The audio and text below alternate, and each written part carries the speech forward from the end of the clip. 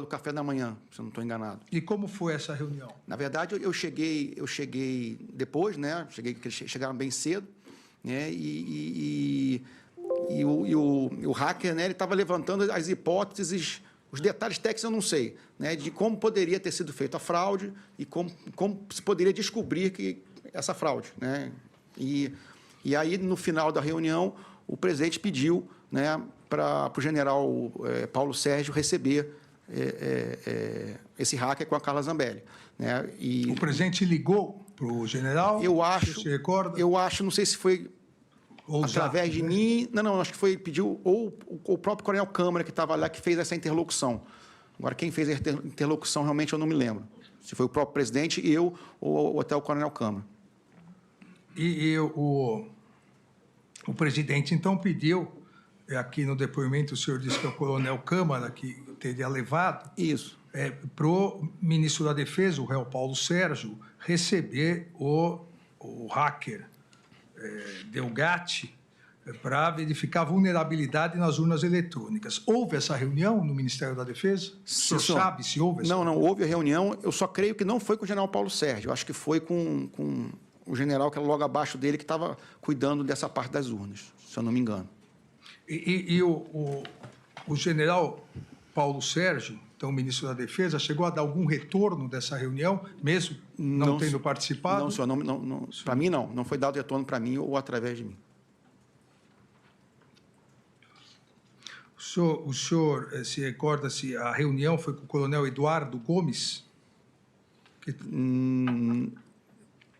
Não, o coronel Eduardo Gomes não era do Ministério da Defesa na época, né? Acho que ele trabalhava... Eu não sei dizer, mas eu creio que não. Eu não sei.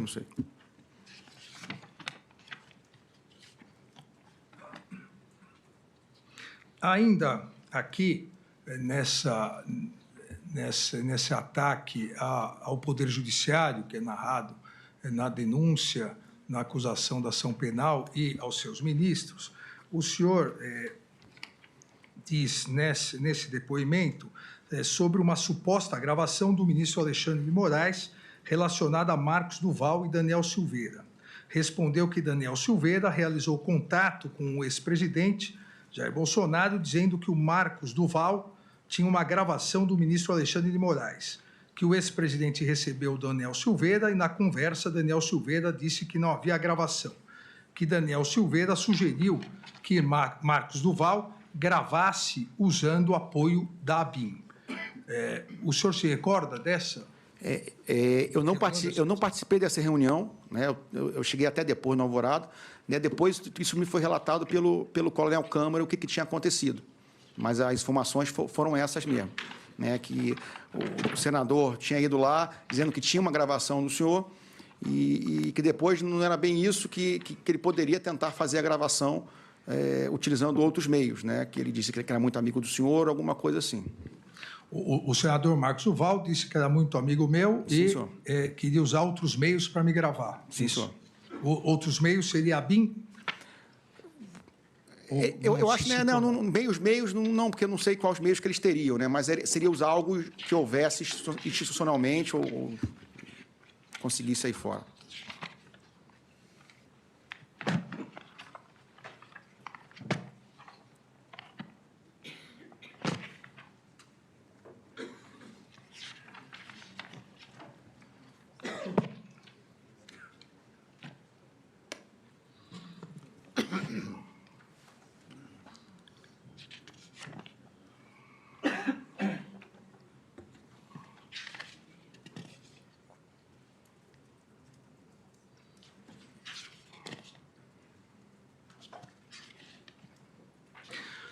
Nós vamos agora à questão, que também é importante, o esclarecimento aqui na ação penal, exatamente das omissões e alteração de versão que o senhor deu em relação à reunião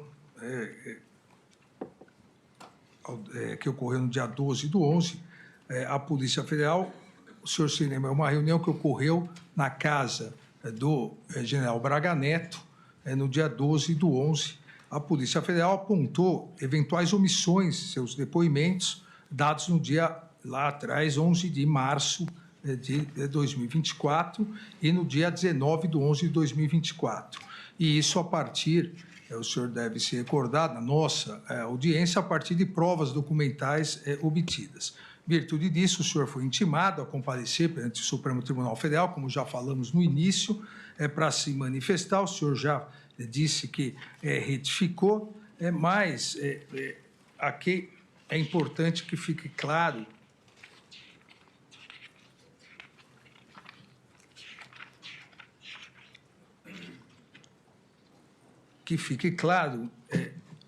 quem estava nessa reunião.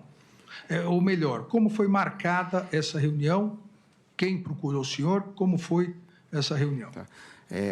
Inicialmente, gostaria de explicar, ministro, que nesse momento, né, até pela minha função de ajudante de ordens, né, e isso pode ser comprovado pela quantidade de mensagens, de volume de mensagens que foram apreendidos e tem no meu celular, meu celular era um local de desabafos, de pedidos, de questionamentos, de todo tipo, né? E como, da mesma forma, o que acontecia dentro do Palácio do Alvorada era um reflexo do que acontecia em todos os, digamos assim, grupos de WhatsApp e discussões de pessoas, né, apoiadores do Bolsonaro, alguma coisa assim. E a gente tinha de tudo. Só que a maioria das pessoas que vinham falar com a gente eram ou muito bravateiros, digamos assim, né, ou querendo apoiar os acampamentos, né? E os acampamentos na frente dos quartéis, eles sempre tiveram um apoio, inicialmente um apoio tácito do Exército, e depois, com aquela nota que foi escrita, um apoio mais formal. Então, os militares se sentiram mais tranquilos para estar ali, né, com os apoiadores na frente dos quartéis. Então, a minha característica como ajudante de ordens, eu sempre me considerei muito solícito, né? Eu sempre estava muito pronto a tentar ajudar alguém que pedisse, ligasse, né? E essa reunião ela foi marcada a pedido do Coronel de Oliveira e do Coronel Ferreira Lima, né, que queriam conversar com alguém, queriam sugestões, né, alguma coisa, né, sobre o que estava acontecendo, as manifestações, né, até o apoio das Forças Armadas. Né, e eu falei, eu não conheço ninguém, eu não tenho contato, meu mundo é restrito ali dentro do Palácio da Alvorada, presidente da República. Né? Só que a sugestão foi, converse com o general Braga Neto. Né? Ele que faz esse enlace, não que ele seja um elo de ligação, mas ele que tem essa permeabilidade até mais política para poder conversar com ele. E aí assim foi marcado. Inicialmente até a gente ia fazendo Alvorada, porque eles também queriam tirar uma foto com o presidente, tudo, só acabou que não deu, por algum motivo, a gente foi direto para a casa do general Braga Neto. Lá, como eu bem relatei, eu não fiquei, porque o presidente tinha uma agenda mais tarde, até era por videoconferência, né, tem até o link na coisa, eu tinha que voltar até para preparar esse material tudo. Então, eu peguei o início da reunião ali e, logo depois, eu já me ausentei para ir de volta para o Alvorada.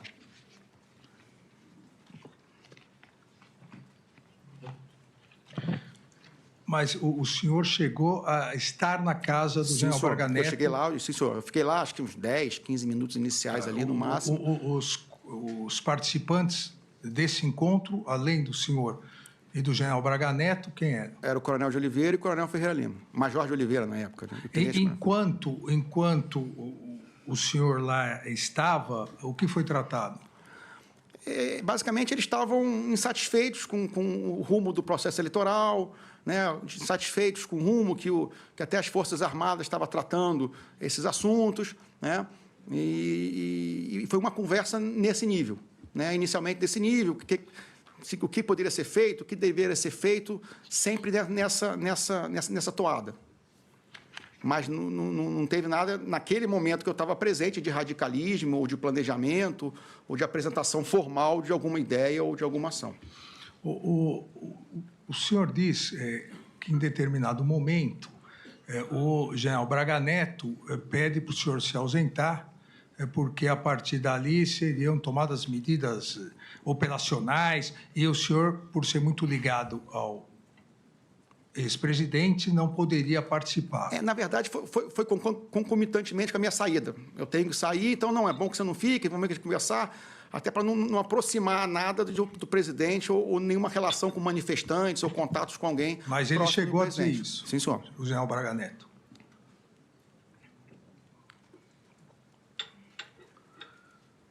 Após essa reunião, o senhor foi procurado por algum dos integrantes dessa reunião? Sim, senhor. 2 dias depois, né, eu fui procurado de novo pelo Major de Oliveira, né?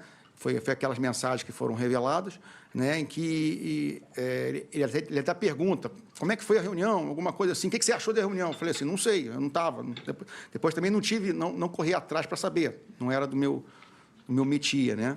E aí ele falou, não, estou precisando de dinheiro, estou precisando de recurso para alguma coisa. Quem disse isso? O Major de Oliveira.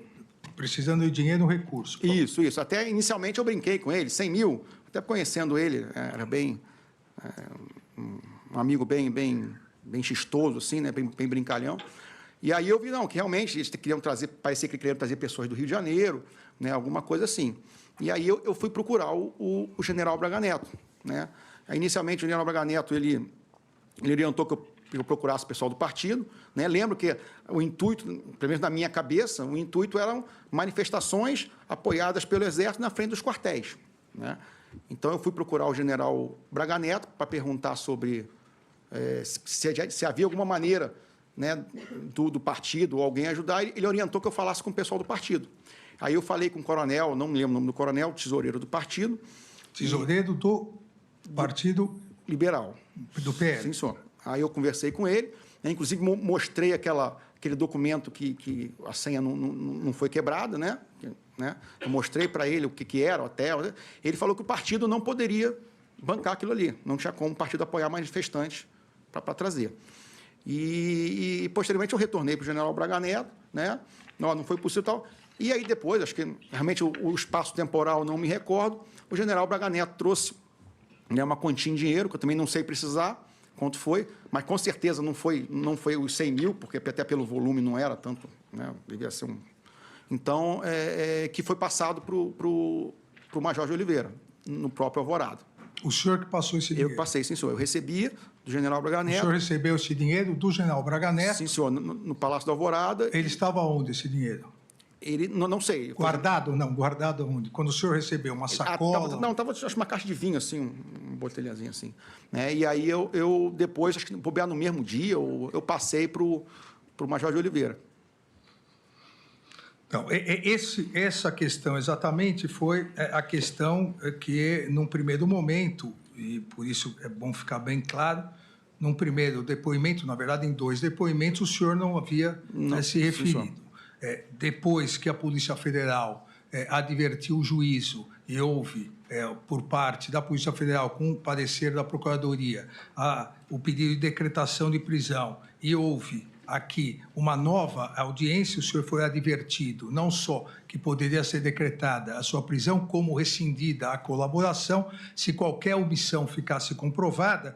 O senhor, acompanhado, novamente, é importante dizer, dos seus 3 advogados, o senhor retificou e contou esses fatos. Confirma isso? Sim, senhor. Na verdade, eu não falei naquele dia na Polícia Federal, porque tinha sido logo o dia da prisão, então eu fiquei muito abalado ali na hora. Então, eu realmente não consegui reagir e botar as ideias no lugar para entender o que estava acontecendo, porque eu tinha uma ideia pré-concebida do que estava acontecendo, né, e aí tudo mudou. Né? Por mais que eu não soubesse, aquilo foi um choque muito grande. Pessoal preso, amigos meus.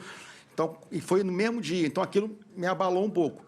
Né? Então, depois, quando fui falar com o senhor, a gente já estava, mesmo antes das advertências todas do senhor, meus advogados já tinham conversado comigo, a gente conseguiu entender e realmente botar no papel realmente o que poderia contribuir para a investigação nesse fato. Então, o senhor reitera que essa versão, que agora o senhor está repetindo, da participação do general Braga Neto entregando o dinheiro para que o senhor entregasse, essa é a versão verdadeira. Sim, senhor.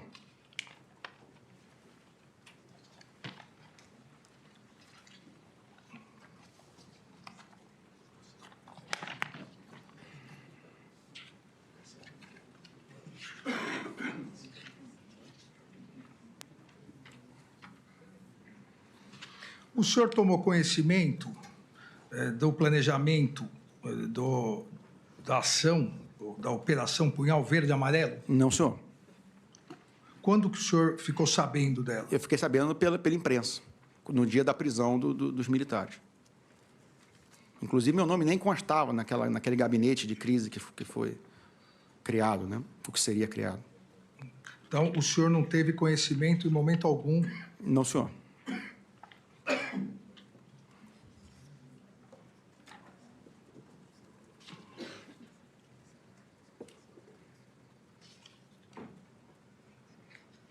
O senhor sabe de onde veio esse dinheiro? Não, senhor. Oh. Provavelmente, pelo que a gente sentia ali, até das manifestações, era o pessoal do agronegócio que estava, de alguma forma, ajudando a manter ali as manifestações na frente dos quartéis, né? Então, na minha concepção, naquele primeiro momento, essa foi a minha ideia principal.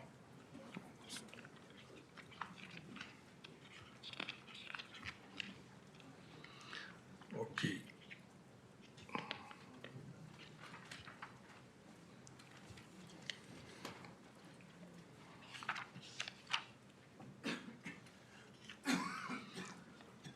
O senhor recebeu, teve acesso a um arquivo Copa 2022 que detalhava a logística dessa operação? O que eu recebi não detalhava a logística dessa possível operação. O que eu recebi foi aquele documento inicial em que se pedia... Perdão, não da Operação Punhal Verde Amarelo, da Operação Copa 2022. O senhor narra, então, o que o senhor recebeu. Sim, senhor. O documento que eu recebi, né, com o nome Copa 22, ele continha ali passagem aérea, hotel, alimentação, coisas para, acho que 5, 6 pessoas ali no máximo, irem para Brasília, né? Mas não tinha nenhum tipo de detalhamento que eu ia fazer, onde eu ia ficar.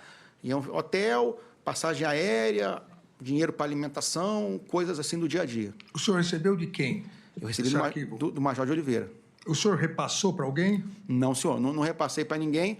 Eu não me lembro se eu imprimi para mostrar para o coronel do tesoureiro do PL ou se eu mostrei no próprio computador ou no próprio celular, né, para ele dar uma olhada nas necessidades que eles tinham solicitado.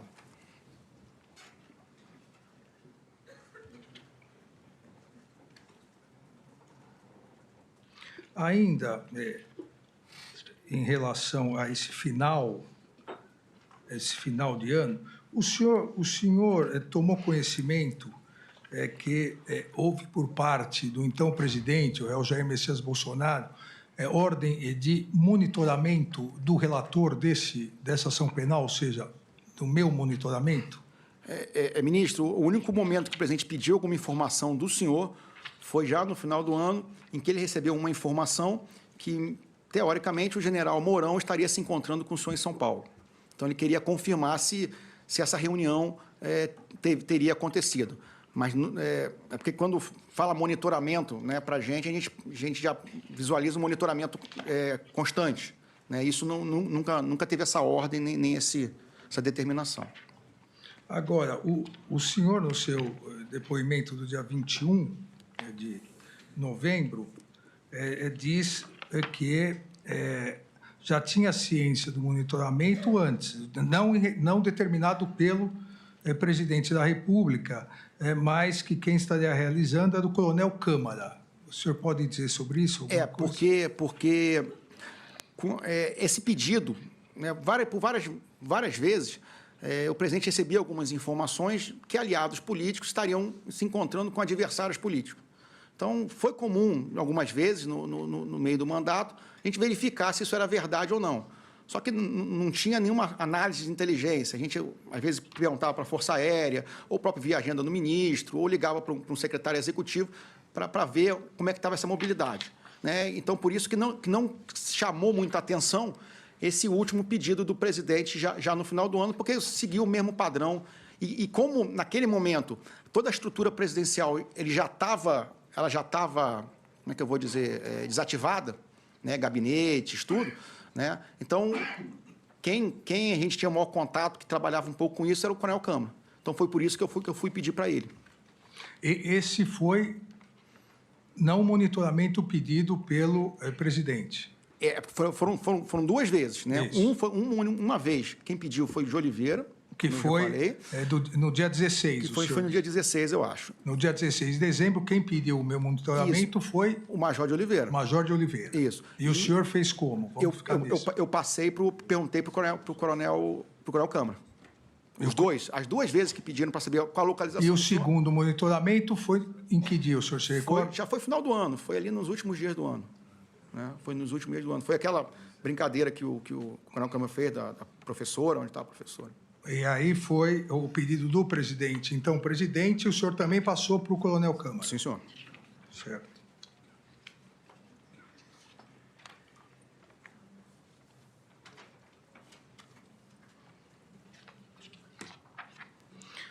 No seu depoimento, dia 21 de novembro, o senhor disse,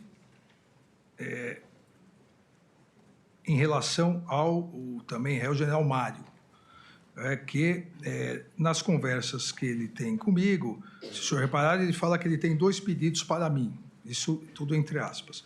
Ele cita que podia ser feito até o dia 12 e depois até o dia 31, que o presidente fala que podia ser feito, né? Que tinha que ser feito porque os militares iam passar do comando e já ia começar a troca. Aqui, o que podia ser feito até o dia 12 ou dia 31, segundo o general Mário falava para o senhor, que também o presidente fala que podia ser feito? Porque tinha-se uma pressão grande, se os generais que estavam, né, o general Freire Gomes, não fosse fazer nada, que uma alternativa seria trocar os comandantes para que o próximo comandante do Exército assinasse ou tomasse uma medida mais dura e radical. Né? Então, isso estava dentro daquele contexto de pressionar os militares, né, de alguma forma, ou pressionar o presidente a assinar um decreto. Toda a pressão que estava sendo feita em cima do presidente era para que o presidente assinasse um decreto. Né, aí eu só não consigo dizer qual decreto, porque parece que tem vários ali, né, qual decreto, mas que ele assinasse um decreto que determinasse uma ação militar, o estado de defesa, o estado de sítio. Né. E, mais uma vez, eu só complemento, por favor, que mais uma vez eu falei para o general Mário, né, concordei, né, tinha que ser até o dia 12, mas que, com certeza, nada vai acontecer. Né. E o outro pedido do general Mário foi com relação aos caminhões. Né, parecia que o pessoal estava prendendo os caminhões, né, e ele queria que o Exército não deixasse ou ajudasse de alguma forma os caminhoneiros. Indagado por mim, nesse depoimento do dia 21, sobre essa contradição, o senhor diz que quem teria conhecimento da Operação Punhal Verde e Amarelo seria o general Braga Neto, que os generais Paulo Sérgio e general Ramos não tinham esse conhecimento. E diz, quem estava realmente era o general, era o general Braga Neto. Sim, só que quem participou da reunião junto com os 2 militares foi o general Braga Neto. Mas, realmente, eu não posso afirmar que ele tomou ciência ou que foi apresentado para ele ou que ele tomou conhecimento de todo o planejamento que pudesse ter sido feito. Certo.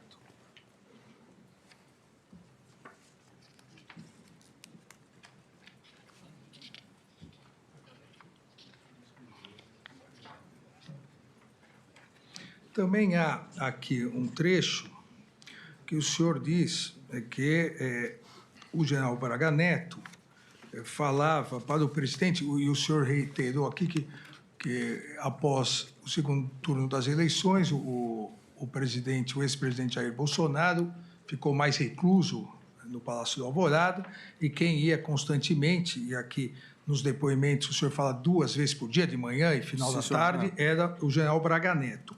E depoimento do senhor disse que falava com o presidente. Não só ele, como também o general Mário falavam para tirar entre aspas, tira o Freire Gomes e coloca ou Arruda ou Teófilo, porque eles vão tocar para fazer alguma coisa. O senhor confirma essa declaração do senhor? Sim, senhor. Sim, senhor. Existia essa pressão para que, se o general Freire Gomes não tomasse alguma atitude, que colocasse militares que poderiam tomar essa atitude.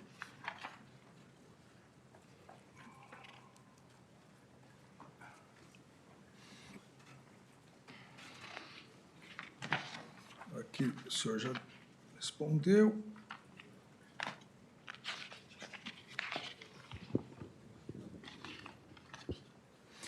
Ministro, só para não ser injusto e às vezes ficar uma ideia errada, independente do que possivelmente os militares poderiam falar, não significaria o que eles iriam fazer. Sim. Uma coisa é o que ele acha, outra coisa é, dentro do círculo de legalidade das Forças Armadas, dificilmente, sem uma ordem, né, do comandante, alguém, esse círculo de legalidade seria rompido. O senhor também coloca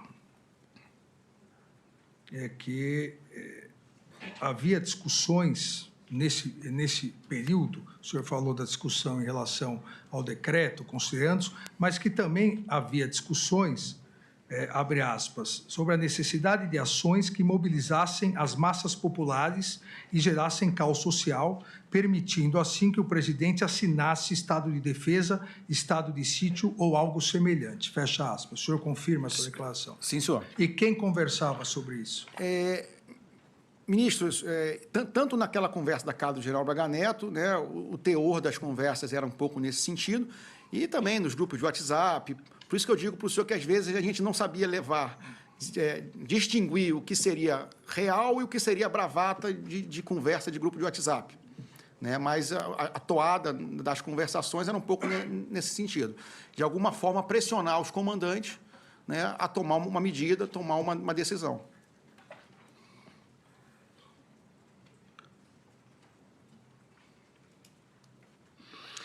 No dia, o senhor disse que não tinha conhecimento da Operação Punhal Verde e Amarelo, e até no seu depoimento explicou da compartimentação de informação. Compartimentalização da informação, mas eu indago, o coronel Câmara, nesse dia, foi nesse dia que ele entrou em contato com o senhor, dia 16 de dezembro, para pedir o meu monitoramento. Não, foi o contrário. Eu pedi para ele. O senhor... Eu pedi para o coronel Câmara. Então, quem pediu para o senhor foi o Major de Oliveira pediu para mim e eu pedi para o coronel Câmara. E ele fez? O senhor sabe ou não retornou? Eu acho que nesse dia ele não retornou. Não retornou? Ele não retornou.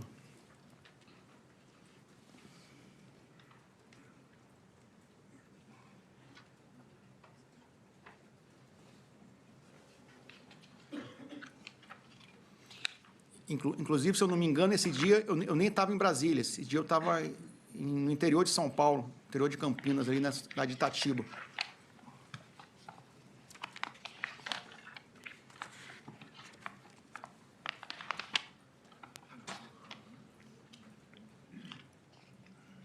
Ainda há uma outra questão importante. Aqui no dia que foi dito pelo senhor no seu depoimento, do dia 21 de novembro, que no dia 8 de dezembro, o general Mário Fernandes indicou que conversou pessoalmente com o presidente Jair Bolsonaro. E a comprovação que esteve no Palácio, o senhor sabe se ele efetivamente conversou nesse dia com o presidente? Sim, senhor. Ele esteve no Palácio. A data, eu não me lembro da data, mas que ele conversou em algum dia desses aí com o presidente, sim. E o senhor sabe o teor dessa conversa? Não, que eu não participei. Eu não participei.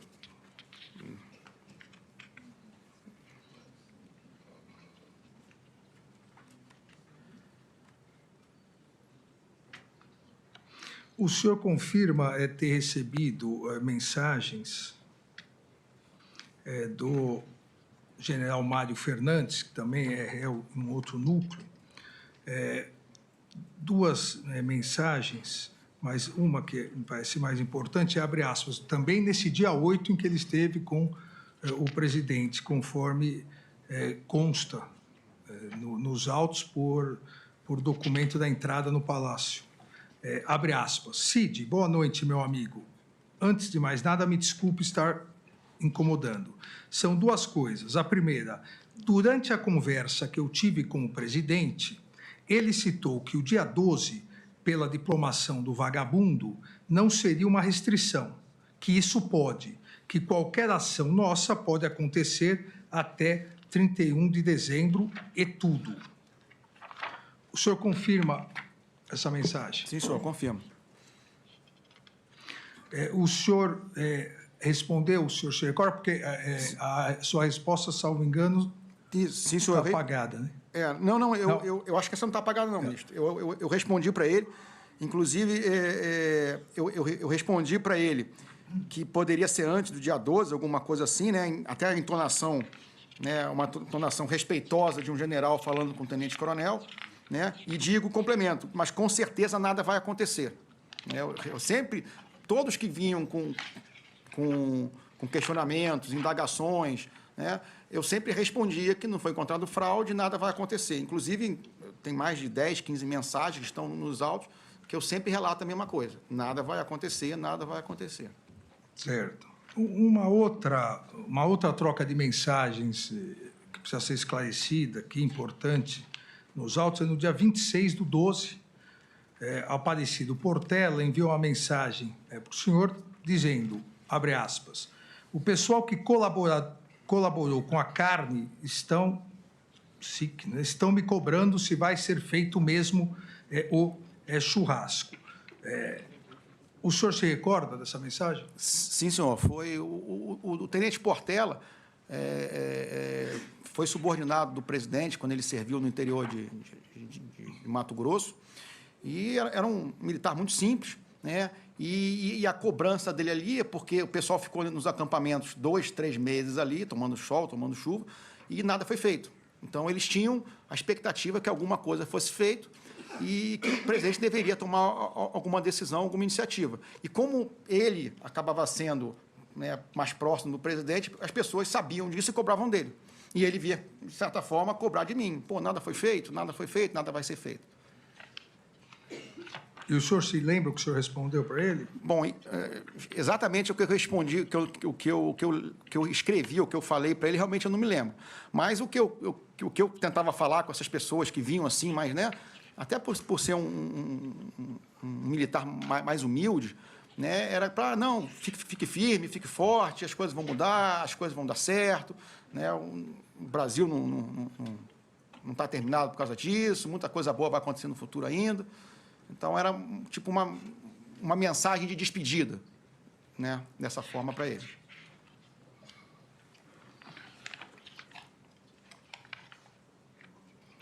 Uma última indagação, por enquanto.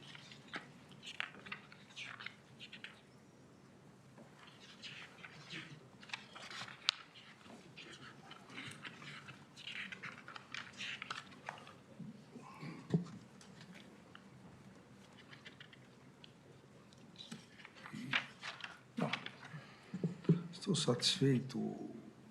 Eu agradeço ao réu Mauro César Barbosa Cid, indago se o eminente ministro Luiz Fux deseja, e obviamente, diretamente, o eminente ministro, fazer indagações.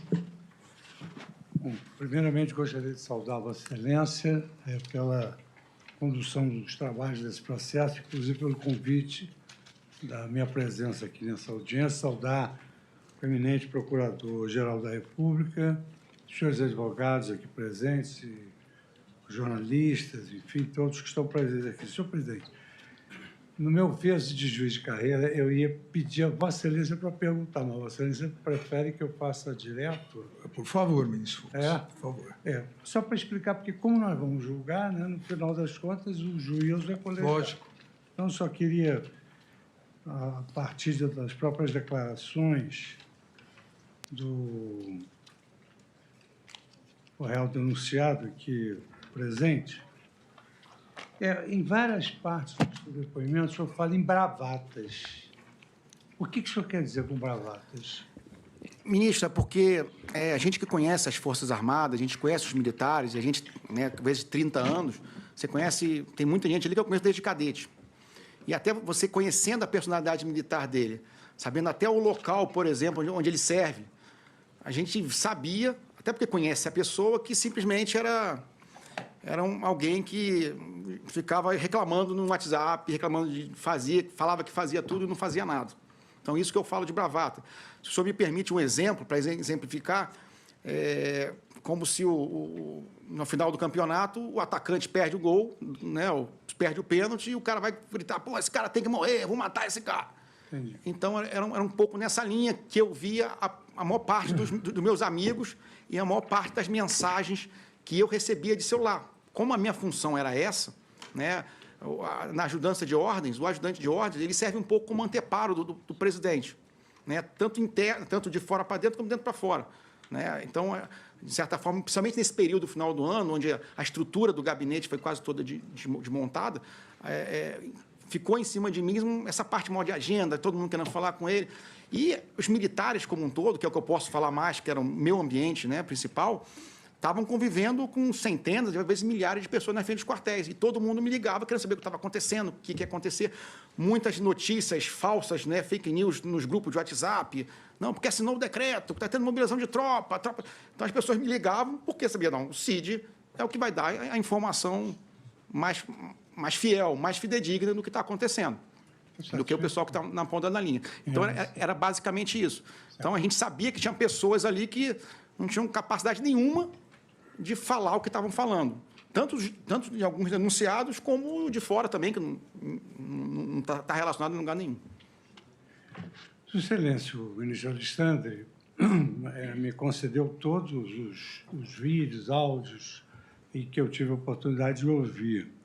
E aqui consta que, em várias ocasiões, o senhor falou que, nessa qualidade de anteparo, o senhor tinha a função de pressionar o presidente para assinar minutas do Estado de Defesa, Estado de Sítio e etc.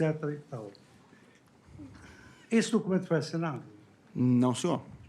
Não foi assinado. Em nenhum momento não foi assinado. Inclusive, era a grande preocupação do comandante do Exército, por isso que ele me chamava várias vezes, era que o presidente assinasse alguma coisa sem consultar e sem falar com ele antes. Porque, de certa forma, de todo aquele imbróglio ali de pessoas, desses grupos que eu dividi, ele acabava sendo a voz mais lúcida que ia conversar, que dava um entendimento maior do que estava acontecendo. Quando estou recebendo a denúncia, eu fiz a ressalva que eu gostaria de ouvi-lo. Sim, senhor. Porque o senhor fez várias colaborações, como o ministro Alexandre aqui, foi uma das primeiras perguntas.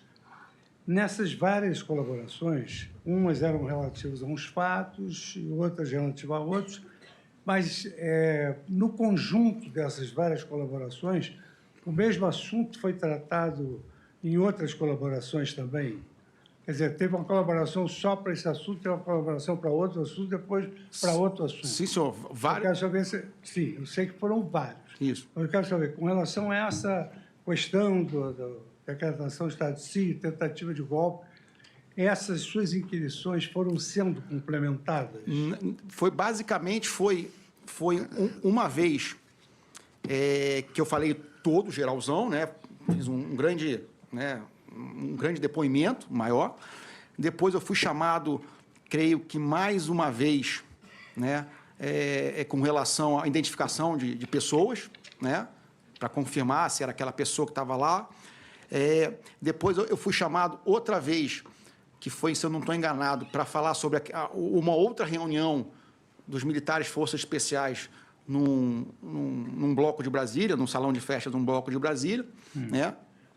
E depois da prisão, eu fui chamado para falar desse plano verde-amarelo, ou punhal verde-amarelo, aí então foi basicamente isso. Mas teve um grande depoimento, e depois os outros foram esses pingados para complementar, não complementar, mas confirmar ou ratificar outras informações, presença de pessoas, se eu lembrava ou não lembrava desse fato, sobre isso aí. Perfeito. Aqui, numa pergunta recente que o ministro Alexandre fez, o senhor falou sobre o auxílio material, que precisava, numa conversa com o De Oliveira, precisava de um auxílio material. Sim, senhor. Aí ele foi entregue um envelope, um saco de tipo de vinho, alguma coisa assim. Ele estava lacrado. Estava lacrado, sim, senhor. O senhor teve conhecimento do conteúdo que tinha? Não, o valor não, senhor. Não mexi. O senhor tem conhecimento? Permite, ministro Fux, só para esclarecer. Não teve conhecimento do valor, mas sabia que era dinheiro. Era dinheiro, sim, senhor. Era dinheiro. Mas não abriu? Não abria, não sabia, não tive ideia. Nesse contexto, o senhor foi indagado se o plano estava pelo de Oliveira, se o plano estava indo, não estava? Houve uma conversa sobre auxílio material? Não, sim, porque, como eu falei para o senhor, a minha função sempre foi muito focada ao presidente. Então, né, eu não me engajava em assuntos. Eu tentava ajudar as pessoas que chegavam, pediam alguma ajuda, mas eu nunca me engajei excessivamente em nada fora que não fosse o entorno miúdo ali pessoal do presidente. Tanto que eu não perguntei, tanto que eu acho que ele me ligou no dia 15, eu nem estava em Brasília, eu estava acompanhando minha filha numa competição de equitação em Itatiba, nem tinha sinal de celular. Então, eu não me engajava em outros problemas que não fossem focados diretamente no presidente. Nessa reunião que o excelente ministro Alexandre perguntou com Braga Neto, essa reunião o senhor foi chamado porque era um anteparo do presidente e levaria ele as informações que foram obtidas dos terminais de perguntas. Sim, senhor. Então, ficou, digamos assim, foi convidado para essa reunião porque o senhor era o anteparo imediatamente ligado ao presidente. O senhor levou ao presidente conhecimento do que foi tratado, desse plano, ao presidente? Ministro, só assim, foi ao contrário, né? A ideia, quando eles me trouxeram, quiseram conversar comigo, eles teriam alguma coisa que pudesse ser feita, não necessariamente com o presidente, né? E como eu não tinha, realmente, nessas minhas conversas todas que foram extraídas nas apreensões, eu não tenho contato com nenhum financiador, com nenhum executor, com nenhum manifestante. Então, eu não tinha contato, eu não mantinha contato com essas pessoas. E aí eu falei, conversa com o general Braga Neto. Então, assim, fui eu que, de certa forma, sugeri a reunião junto com o general Braga Neto, conversa com o general Braga Neto, que, né, ele está cuidando um pouco disso aí, né? Então, mas depois eu não tive retorno do que aconteceu, nem falei com o presidente. E acho que já disse, né, que foi o senhor que foi ao PL procurar para falar do apoio material. Eu não fui ao PL, eu nunca fui ao PL, eu nunca tive... Eu pedi ao general Braga Neto. E o tesoureiro foi até Alvorada conversar comigo. Eu não fui até o PL, eu nunca fui ao PL. Eu, do áudio, ministro, que eu ouvi, parece que captei alguma conversa do senhor com o Major de Oliveira dizendo rascunha alguma coisa e ele teria de fica tranquilo que está sendo feito. Lembra desse diálogo? Isso foi, quando ele pediu dinheiro para mim, eu lembro desse diálogo, eu falei, não, o que você está precisando? Aí ele falou assim, rascunha alguma coisa, me manda que eu vou tentar conseguir. Porque para eu pedir algum dinheiro para o partido, eu tenho que saber, não, eu preciso de 2 quartos de hotéis, né, passagem de avião para 2, 3 pessoas, alguma coisa assim, para poder pedir embasado em alguma coisa. E foi esse documento que veio, inclusive com a senha, né, que não pôde ser aberto, eu também não me recordava da senha, mas eu mostrei esse documento, ou eu imprimi, ou mostrei no próprio celular ou computador para o secretário do PL, para o tesoureiro do PL. O ministro Alexandre, num dado momento, ele perguntou sobre uma questão dos caminhoneiros. Sim, senhor. E aqui também consta algumas percepções, eu não quero diretamente induzir nenhuma resposta. Mas qual foi a reação, vamos dizer assim, desses partícipes desse golpe, inclusive o do presidente? Qual foi a reação dele com relação aos caminhoneiros? Com relação aos caminhoneiros, o presidente tinha uma preocupação muito grande dos caminhoneiros pararem o país. Então, ele queria, de alguma forma, que não houvesse uma manifestação dos caminhoneiros bloqueando estrada, nem parando o país, porque o que ele comentava é que ia cair na conta dele uma crise econômica imensa, né? Então, no meio disso tudo, você teve alguma informação de um iPhone, da compra de um iPhone, alguma coisa assim? Da compra de um iPhone? Não teve. Não me recordo, ministro, não estou me recordando de... O senhor teve algum relacionamento, direto ou indireto, com o influenciador argentino Fernando Sirimedo? Não, eu nunca conversei com ele.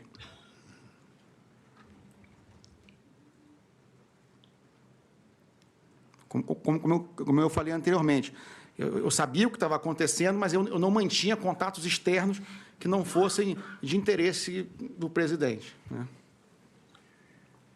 Participou de alguma forma, direta ou indireta, da elaboração de minutas? Não, senhor. Não. Não, senhor.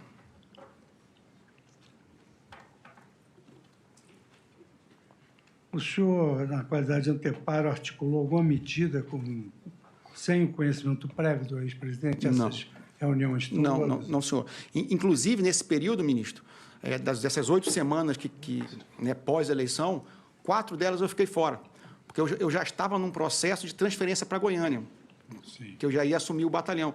Tanto que foi um período que já estava uma desmobilização, a ajudância de ordem sendo desmobilizada, e eu passei praticamente 3 semanas, né, em competições com minha filha pelo Brasil, que era uma coisa que eu não consegui fazer nos 4 primeiros anos, nos 4 anos de mandato. Nos áudios que eu ouvi, por fim, eu ouvi a sua menção que algumas ações que o senhor descreve como preparatórias foram de sua própria iniciativa. Não, desconheço essas mensagens. Onde estão, eu posso procurar e relatar para o senhor. Mas, assim, eu nunca tive nenhum tipo de preparação que eu fizesse ou que eu fazia. Quem tinha diretamente relação com as pessoas que estavam nos quartéis? Ministro, esse é o grande ponto. A gente nunca manteve contato, né, o miolo da presidência, com nenhuma liderança, nenhum financiador. A gente sabia o que estava acontecendo, né, as próprias mídias sociais, né, tudo, a gente sabia, mas o núcleo interno ali, a gente não mantinha contato com ninguém. Quem trazia as informações atualizadas do que estava acontecendo era o general Braga Neto. Mas também eu não sei dizer quem eram os contatos que ele mantinha ou em que nível. Presidente, Vossa Excelência, o ministro já perguntou a saciedade, não sobrou nada. Eu ouvi, eu agradeço a Vossa Excelência que me passou todo o material e acho que Vossa Excelência largou tudo quanto era necessário para um integrante da turma ouvir para poder julgar. Muito obrigado. Agradeço, ministro Fux, não só pelas questões, mas pela presença também, que é muito importante aqui nessa audiência. Agora, então, daremos sequência inicialmente ao Procurador-Geral da República, depois ao advogado do réu colaborador e depois seguiremos por ordem alfabética. Passo a palavra ao doutor Paulo Gonet, Procurador-Geral, lembrando que as perguntas agora são feitas por intermédio do relator. Boa tarde, senhor ministro relator, ministro Alexandre de Moraes. Boa tarde, ministro Luiz Fux. Cumprimento todos os advogados presentes, todos os demais que participam desta sessão. Senhor presidente, eu gostaria de ouvir da testemunha se o major Ângelo De Nicoli integrava aquela ala mais radical a que ele fez referência logo no início do depoimento. Como era essa atuação do major e se ele tinha contato com o argentino Fernando Serimedo, se ele fornecia e trocava material com ele sobre urnas eletrônicas. A vantagem da audiência ser gravada em áudio e vídeo é que eu não preciso repetir a questão. Está autorizado a responder, por favor. Sim, senhor. O major De Nicoli, ele me parece que é estatístico e eu não me lembro se eu coloquei ele em algum grupo daquele, mas ele fazia um trabalho técnico, né? Ele recebia essas informações que eram depuradas e trabalhava ela matematicamente, né? Agora, eu não posso confirmar qual era o tipo de contato, se ele passava as informações para o argentino. Mas, de maneira geral, ele era um elemento técnico, teve pouco contato com o presidente, né? E teve algum contato com o presidente, mas pouco, e ele não fazia um trabalho político, ele fazia um trabalho mais técnico de depuração de números, né? Dentro dessa busca aí por encontrar uma fraude nas urnas. Senhor ministro relator, foram encontrados nos dispositivos eletrônicos apreendidos da testemunha registros fotográficos de uma versão de um desses decretos, que seria o de quebra da ordem de normalidade. E o arquivo apresentava uma série de digressões sobre o texto constitucional, apontava supostas ilegalidades praticadas pelo Poder Judiciário no contexto das eleições de 2022, falava em decretação de estado de sítio, deflagração de operação da garantia da lei e da ordem. E a última página dessa minuta encontrava-se parcialmente obstruída por um papel que propositadamente ocultava as provisões finais. E eu gostaria de saber da testemunha se ela se recorda desses registros fotográficos, se foi a testemunha quem registrou essas fotografias, ou se ele recebeu de alguém, se recebeu de alguém, quem enviou, e o que constava dessas previsões que foram tapadas com o papel. Por favor. Sim, senhor. Inclusive, esse documento que eu recebi, eu nem lembrava dele. Eu lembrei quando a Polícia Federal me mostrou no depoimento, que foi encontrado. Né? E lembrando bem do que acontecia, como eu recebia um volume grande de mensagens durante o dia, tinha umas que eu não dava importância, né? E deixava para o final do dia para eu ver o que tinha acontecido, o que tinham me mandado, que eram pessoas que não tinham, às vezes, amigos, que não tinham uma ligação direta com o presidente, que foi o caso dessa minuta, desse documento. Né? Que aí eu recebi ele, eu lembro depois, né, que o que eu fazia? Eu jogava para o meu outro número, que eu abria no computador e podia ler. Né? Eu lia no WhatsApp web, e aí eu lia o documento. Mas, realmente, eu não me lembro quem mandou, e, realmente, é um documento, digamos assim, até muito mal escrito, né, em termos de alguma... Né, mas não me lembro quem tirou a foto, não fui eu que tirei a foto, eu não recebi esse documento físico, ele veio só pelo meio digital, né, pelo WhatsApp, né, e também ele não foi repassado para ninguém. Né. E se o documento que ele recebeu já vinha tapado com papel justamente a na questão parte do Procurador-Geral nesse aspecto é que se o senhor sabe, tem conhecimento do que foi tapado, não, se foi o senhor que tapou. Não fui eu que tapei, eu já recebi esse documento. O que eu recebi não foi em PDF, eu recebi já em foto, naquele jeito. Né? Porque aí eu jogava com o meu outro celular e abria no computador, eu lembro que foi quase 11 horas da noite, bem tarde, para ver o que era. Mas eu não sei, eu não me lembro realmente quem mandou, porque, como eu já falei anteriormente, né, o volume de coisas que eu recebia era muito grande. Né? Igual essas, realmente teve várias. Passavam várias por ali. Dicas, sugestão, tem que fazer isso, tem que fazer aquilo. Né? Então, digamos que era algo quase que normal. Você recebeu um monte de coisa e a gente não dava bola, porque eu não ia nunca levar um negócio desse para o presidente. Senhor ministro relator, eu gostaria de saber se confirma que a testemunha confirmou que o general Mário Fernandes compunha o que ele chamava de ala mais radical, né? E eu gostaria que ele escrevesse com mais pormenores de que forma o general Mário Fernando atuou, porque a testemunha chegou a afirmar: o general Mário Fernandes atuava de forma mais ostensiva, tentando convencer os demais integrantes das forças a executarem o golpe de Estado. Está no termo de depoimento da testemunha. Eu gostaria de indagar da testemunha como que o general Mário Fernandes atuava para convencer os demais integrantes das forças a executarem o golpe de Estado. Entendeu a questão? Quais as condutas que levaram a essa afirmação do senhor? Sim, senhor. Ele estava muito ostensivo no meio dos militares, principalmente por meio de WhatsApp, né, no grupo dos generais. Ele sempre estava muito... como é que eu vou dizer a palavra? Muito radical nas ações que deveriam ser tomadas. Né? Então, isso até todos os grupos de WhatsApp militares, né, a gente estava acompanhando por causa disso, porque ele escrevia texto, falava de general, achava que tinha que fazer alguma coisa, estava sempre querendo falar com o general Frei Gomes, querendo falar com o general Arruda, temos que fazer. Isso era de conhecimento quase que público no meio das Forças Armadas. Né? Mas... Vou pedir, Paco, exatamente o que tinha que fazer radical, o que o Procurador-Geral pede para esclarecer, exatamente era o quê? Sim, senhor. Assim, a grande pressão sempre foi para o presidente assinar um decreto. Né? E formas para pressionar tanto o comandante do presidente para assinar e para os generais aceitarem esse decreto, ou os generais, principalmente os 4 estrelas do alto comando, concordarem ou apoiarem o presidente numa ação dessa. Então, basicamente, era esse que era a grande construção que se tentava fazer. Né? Ok. Mas nunca mas nunca com ações concretas, do tipo, temos que prender fulano, temos que fazer... Era sempre, o presidente assina um decreto, vamos pressionar os comandantes militares para que aceitem esse decreto, ou para que apoiem o presidente na assinatura do decreto. Perfeito.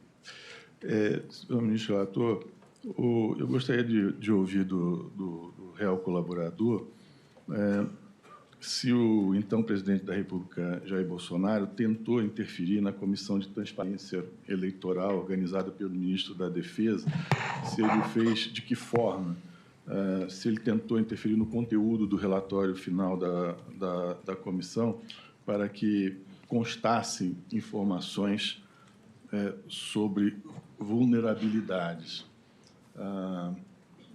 Isso porque... essa é a minha pergunta. Por favor.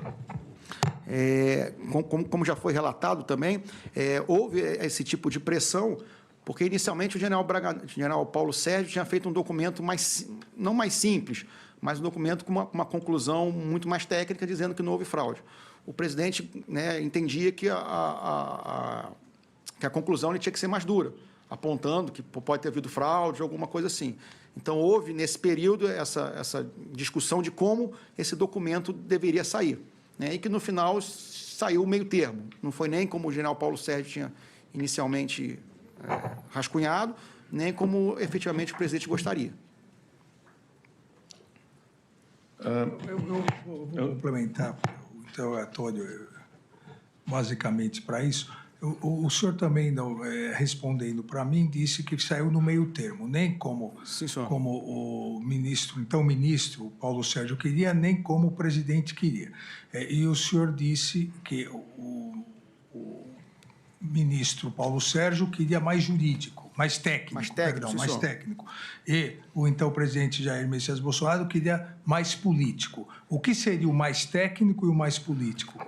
De certa forma, o mais técnico foi a conclusão dos militares que estavam na comissão, né, dizendo que não foi encontrado fraude nenhuma, né?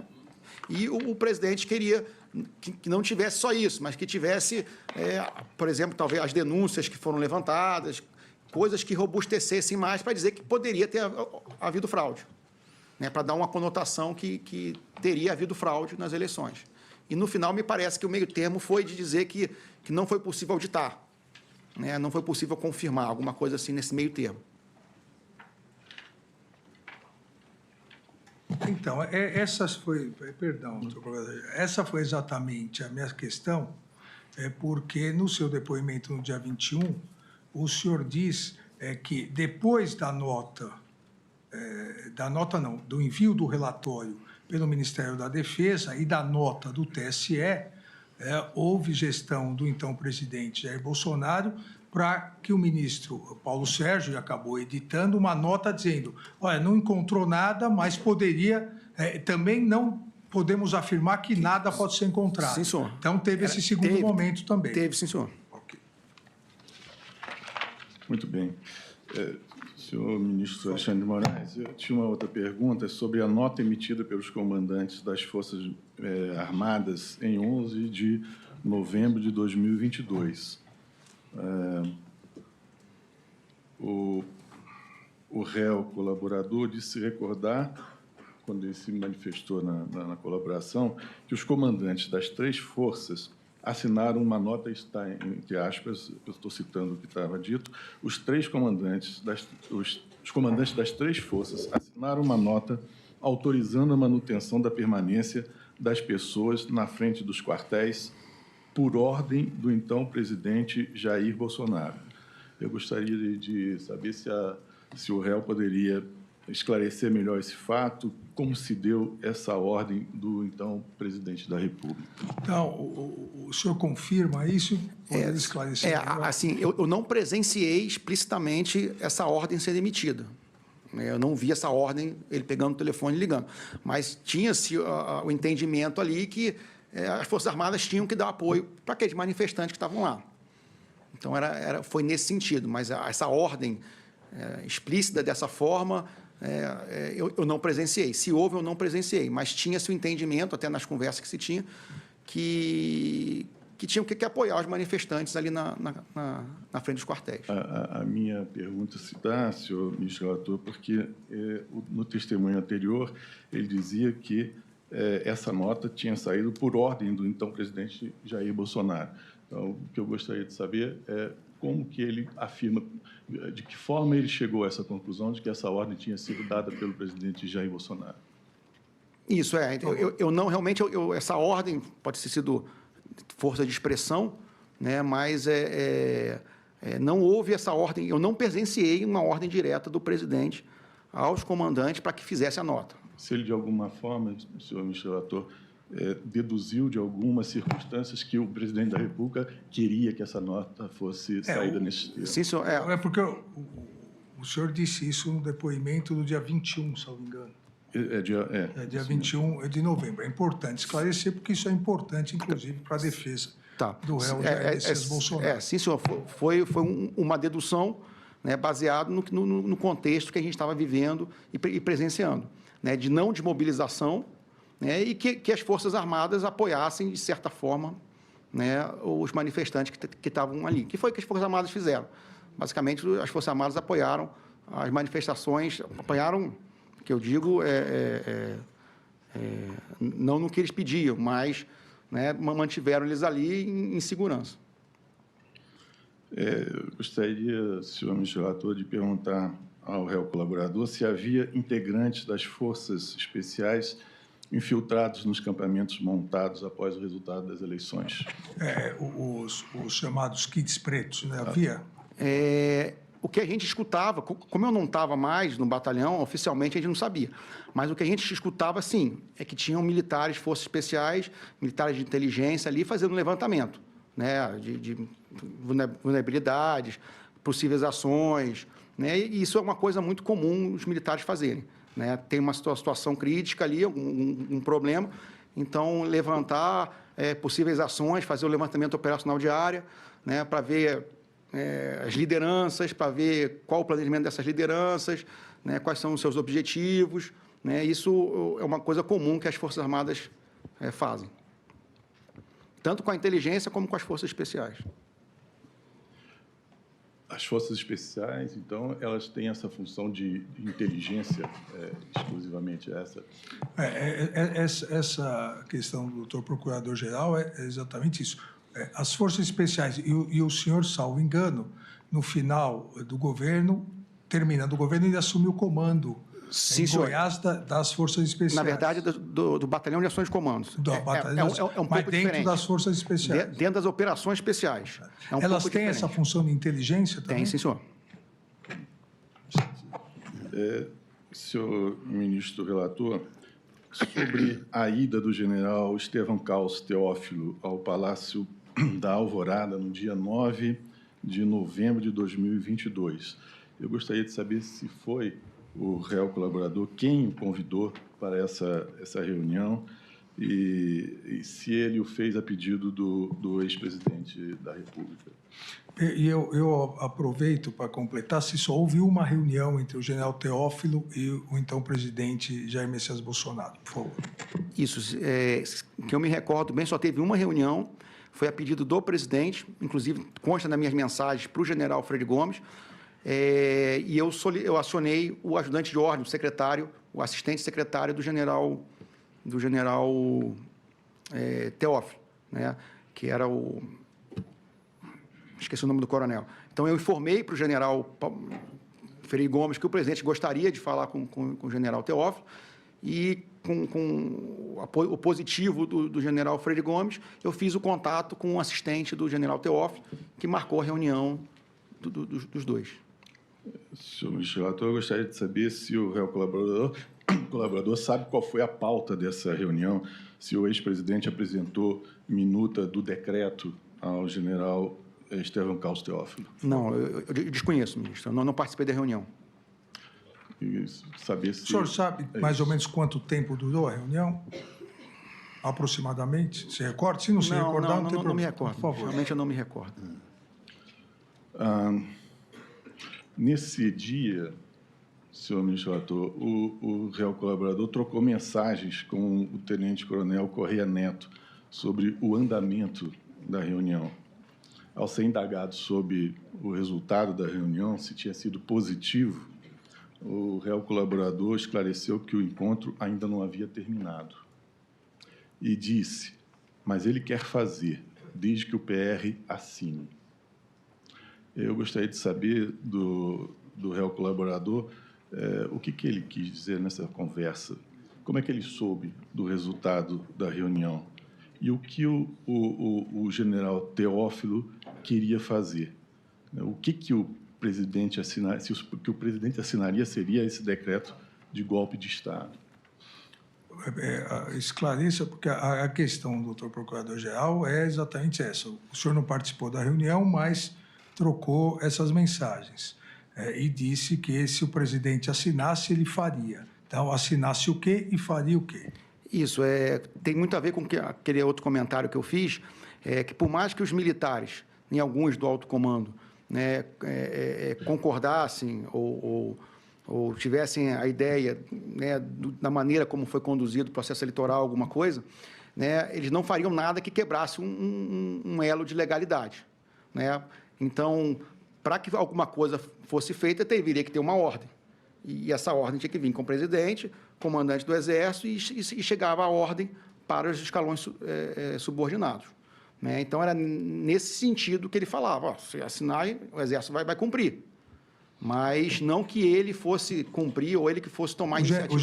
O general, então, o Teófilo disse que se o presidente, o senhor disse isso, que se o presidente assinasse a minuta e transformasse em decreto, ele cumpriria as ordens o Exército, do decreto. Não, o Exército iria cumprir. Ele disse isso? Que o Exército iria cumprir. Como que o senhor ficou sabendo que ele disse? Isso foi um bate-papo informal entre a entrada dele e a saída dele. Então, no ele Alvorada. chegou a conversar com o senhor senhor e afirmou isso? Isso.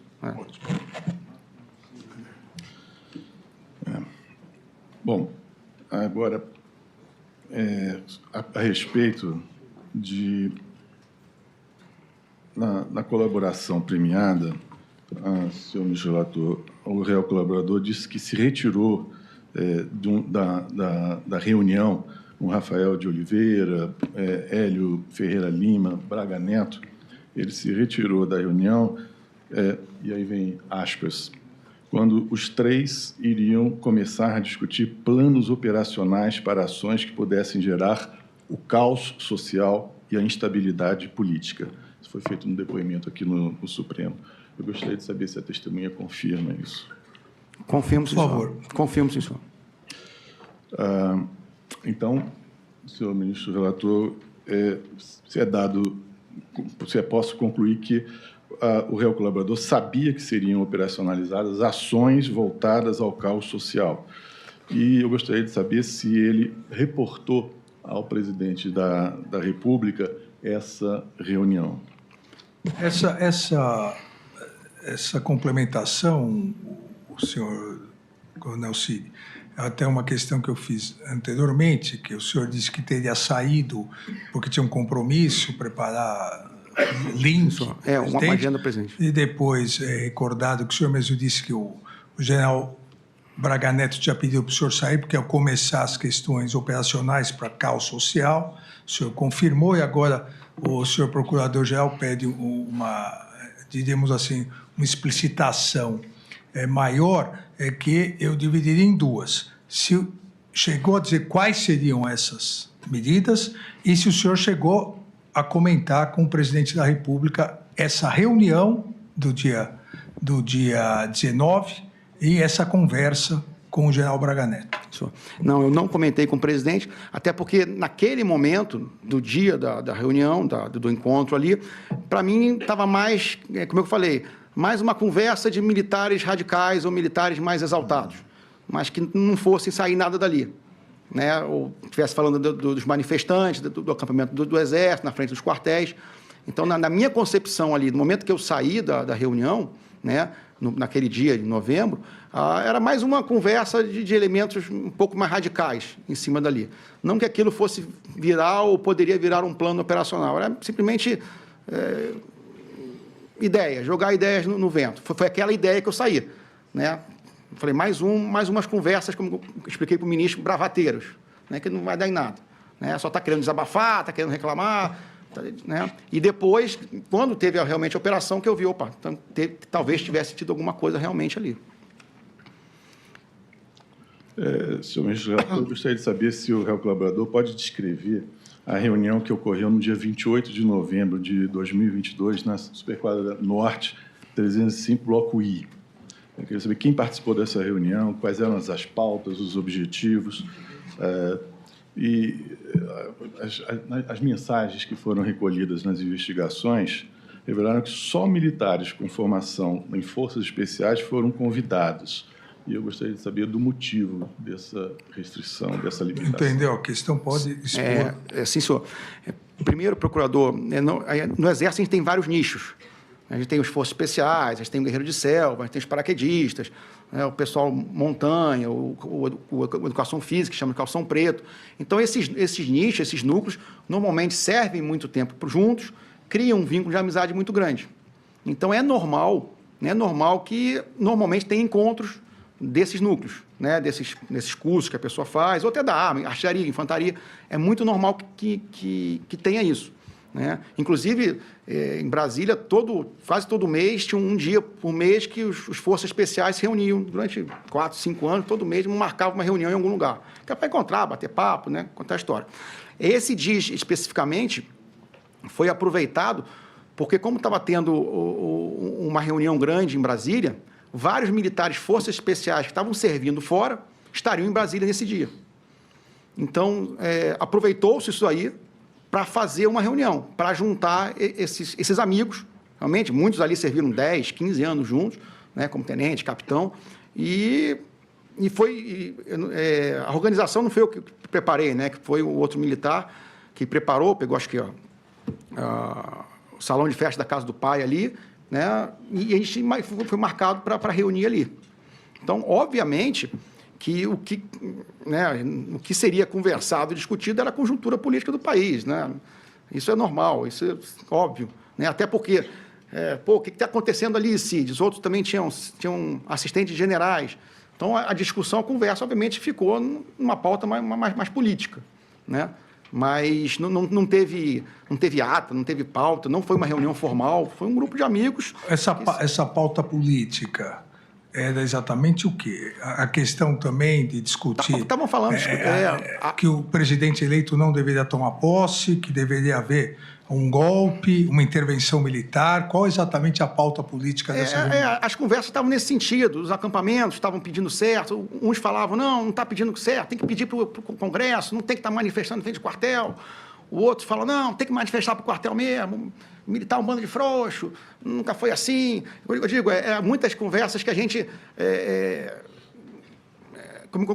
volta para aquela palavra, muita bravata, muita conversa de amigos numa reunião, sentado numa mesa, como se fosse uma mesa de bar. Mas não teve ata, não teve reunião, não teve, você vai falar com o teu general isso, você vai falar com o teu comandante isso, vamos tentar mobilizar esse tipo de tropa, vamos fazer esse tipo de ação. Isso não aconteceu nessa reunião. Foi amigos, cada um com a sua opinião, da opinião mais conservadora até a mais radical, né? Isso não é novidade, porque está em várias mensagens, várias trocas de mensagens ali, né? E se tinha um interesse também, porque, por mais que nós estivéssemos, eu me coloco na posição também, assessorando uma autoridade, alguns deles estavam com o general 4 estrelas, né? Eu estava com o presidente, muitas vezes a gente não tem acesso ao general no tempo da discussão, mas às vezes sabe a opinião, o que está acontecendo, o que fala, o que está achando. E aí havia o interesse de todo mundo ali, naquele momento, de saber o que estava acontecendo realmente dentro da Alvorada, o que o general X estava falando, o que o general Y estava falando, né, para entender o contexto, até porque muitos ali estavam comandando, estavam na frente do quartel dele um monte de manifestante, e foi um momento também que não havia uma palavra oficial das Forças Armadas, tirando aquela carta, né? Então, ficou um silêncio rádio, ninguém sabia o que ia acontecer.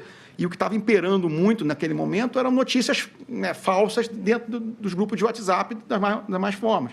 Saía uma movimentação de oficial, aí diziam que aquela movimentação era porque agora ia acontecer alguma coisa. Diziam, não, o fulano de tal vai fazer alguma coisa agora porque passou tropa com comboio na frente dos manifestantes. E aí todo mundo ficava sem saber realmente o que estava acontecendo ou não. Então, foi muito nesse sentido, Né? Volto a falar, o que reverberava no seio da sociedade, em termos de discussão, também estava ali no meio dos grupos de discussão das Forças Armadas. Mas ali não houve nenhum tipo de planejamento, ata ou mobilização que pudesse levar a alguma coisa. Até porque eram militares, às vezes, que estavam em funções secundárias no interior do país ou em outros campos que não tinham relevância nenhuma no que estavam fazendo. Senhor ministro relator, eu gostaria de perguntar a respeito dessa reunião sobre uma mensagem que o réu colaborador passou ao coronel Bernardo Romão Correia Neto, dizia o seguinte: o do Estevão vai estar, se referindo ao general Teófilo, e ele complementava: ele é o mais importante. Por que a presença do assistente do general Estevão Teófilo era tão importante para essa reunião? E se ele realmente esteve também, pode complementar. Sim, senhor. O assistente do general Teófilo esteve na reunião, né? Porque nessas conversas, nessas, digamos, boatarias que rolavam, foi exatamente isso, que o general Teófilo era o general que, se fosse dado ordem, ele que faria, ele tomaria a frente das tropas e faria alguma coisa. Então, obviamente, que tinha queria saber realmente o que o general Teófilo estava pensando, né? Via o assistente, que estava próximo dele 24 horas quase por dia. Então, tinha esse interesse do próprio grupo que ia reunir, saber o que o general Teófilo realmente estava falando, se aquilo que estava sendo vinculado nos grupos era verdade, né? Então, no meio militar, havia essa ideia de que, se alguém fosse liderar, diríamos assim, a execução final do golpe, seria o general Teófilo. Sim, senhor. Tinha o general Teófilo, tinha o próprio general, tinha outros generais que o pessoal levantava como se fosse o comandante do Exército, ele faria, se fosse.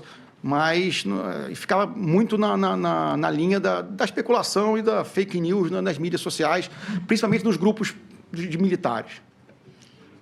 Senhor ministro relator, eu gostaria de saber, já que o assistente do general Teófilo estava presente, o que ele disse sobre a posição do general Teófilo. Por favor.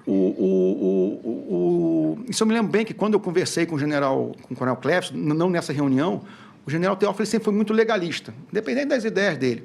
Tanto que, quando eu fui consultar, fui informar ao coronel Clébson da chamada do presidente, a primeira coisa que ele falou assim: o general perguntou se o comandante do Exército está sabendo. Então, que ele não ia fazer nada sem autorização do comandante do Exército, né? Então, ele sempre retratou esse posicionamento dele, que era um posicionamento muito legalista, né? Das ações que deveriam ser feitas. Então, que ele nunca bypassaria de alguma forma o comandante do Exército ou até mesmo o presidente, em alguma coisa que deveria ser feita. Eu gostaria de saber, senhor ministro relator, se nessas reuniões mensais que esse grupo de forças especiais costumava fazer, se assuntos tão graves como esse eram frequentes ou se o temário era mais recreativo e era mais de conversa entre amigos. Por favor. Na verdade, ministro, eu participava do grupo, mas por causa da função, nos 4 anos que eu tive em Brasília, eu acho que se eu fui 1 ou 2 vezes foi muito.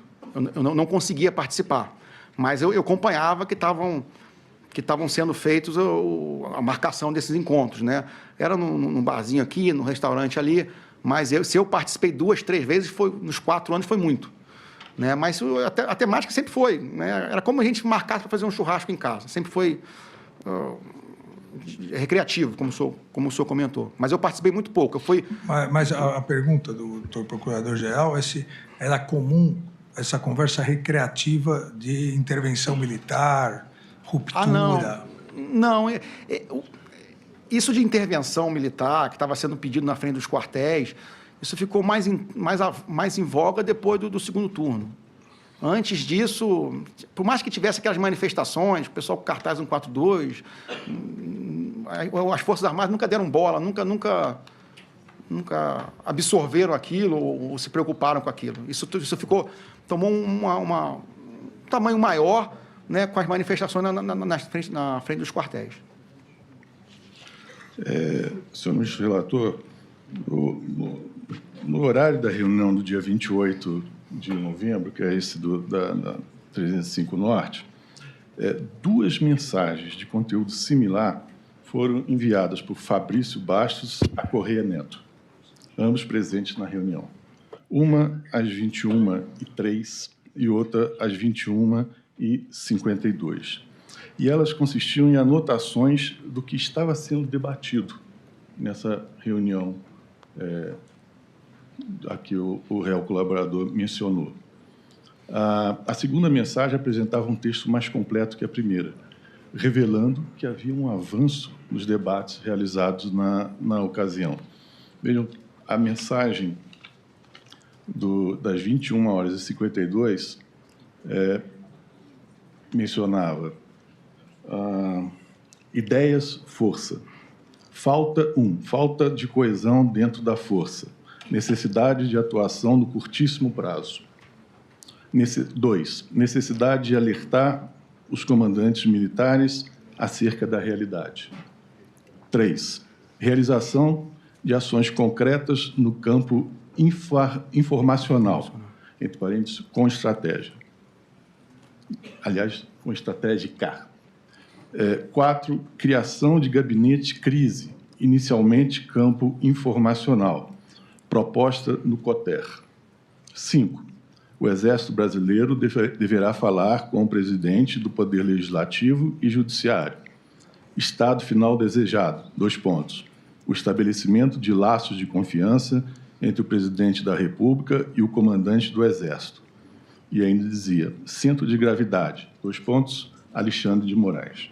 Eu gostaria de saber do réu colaborador se ele confirma esses tópicos dessas reuniões que foram captados na troca de mensagens durante a própria reunião.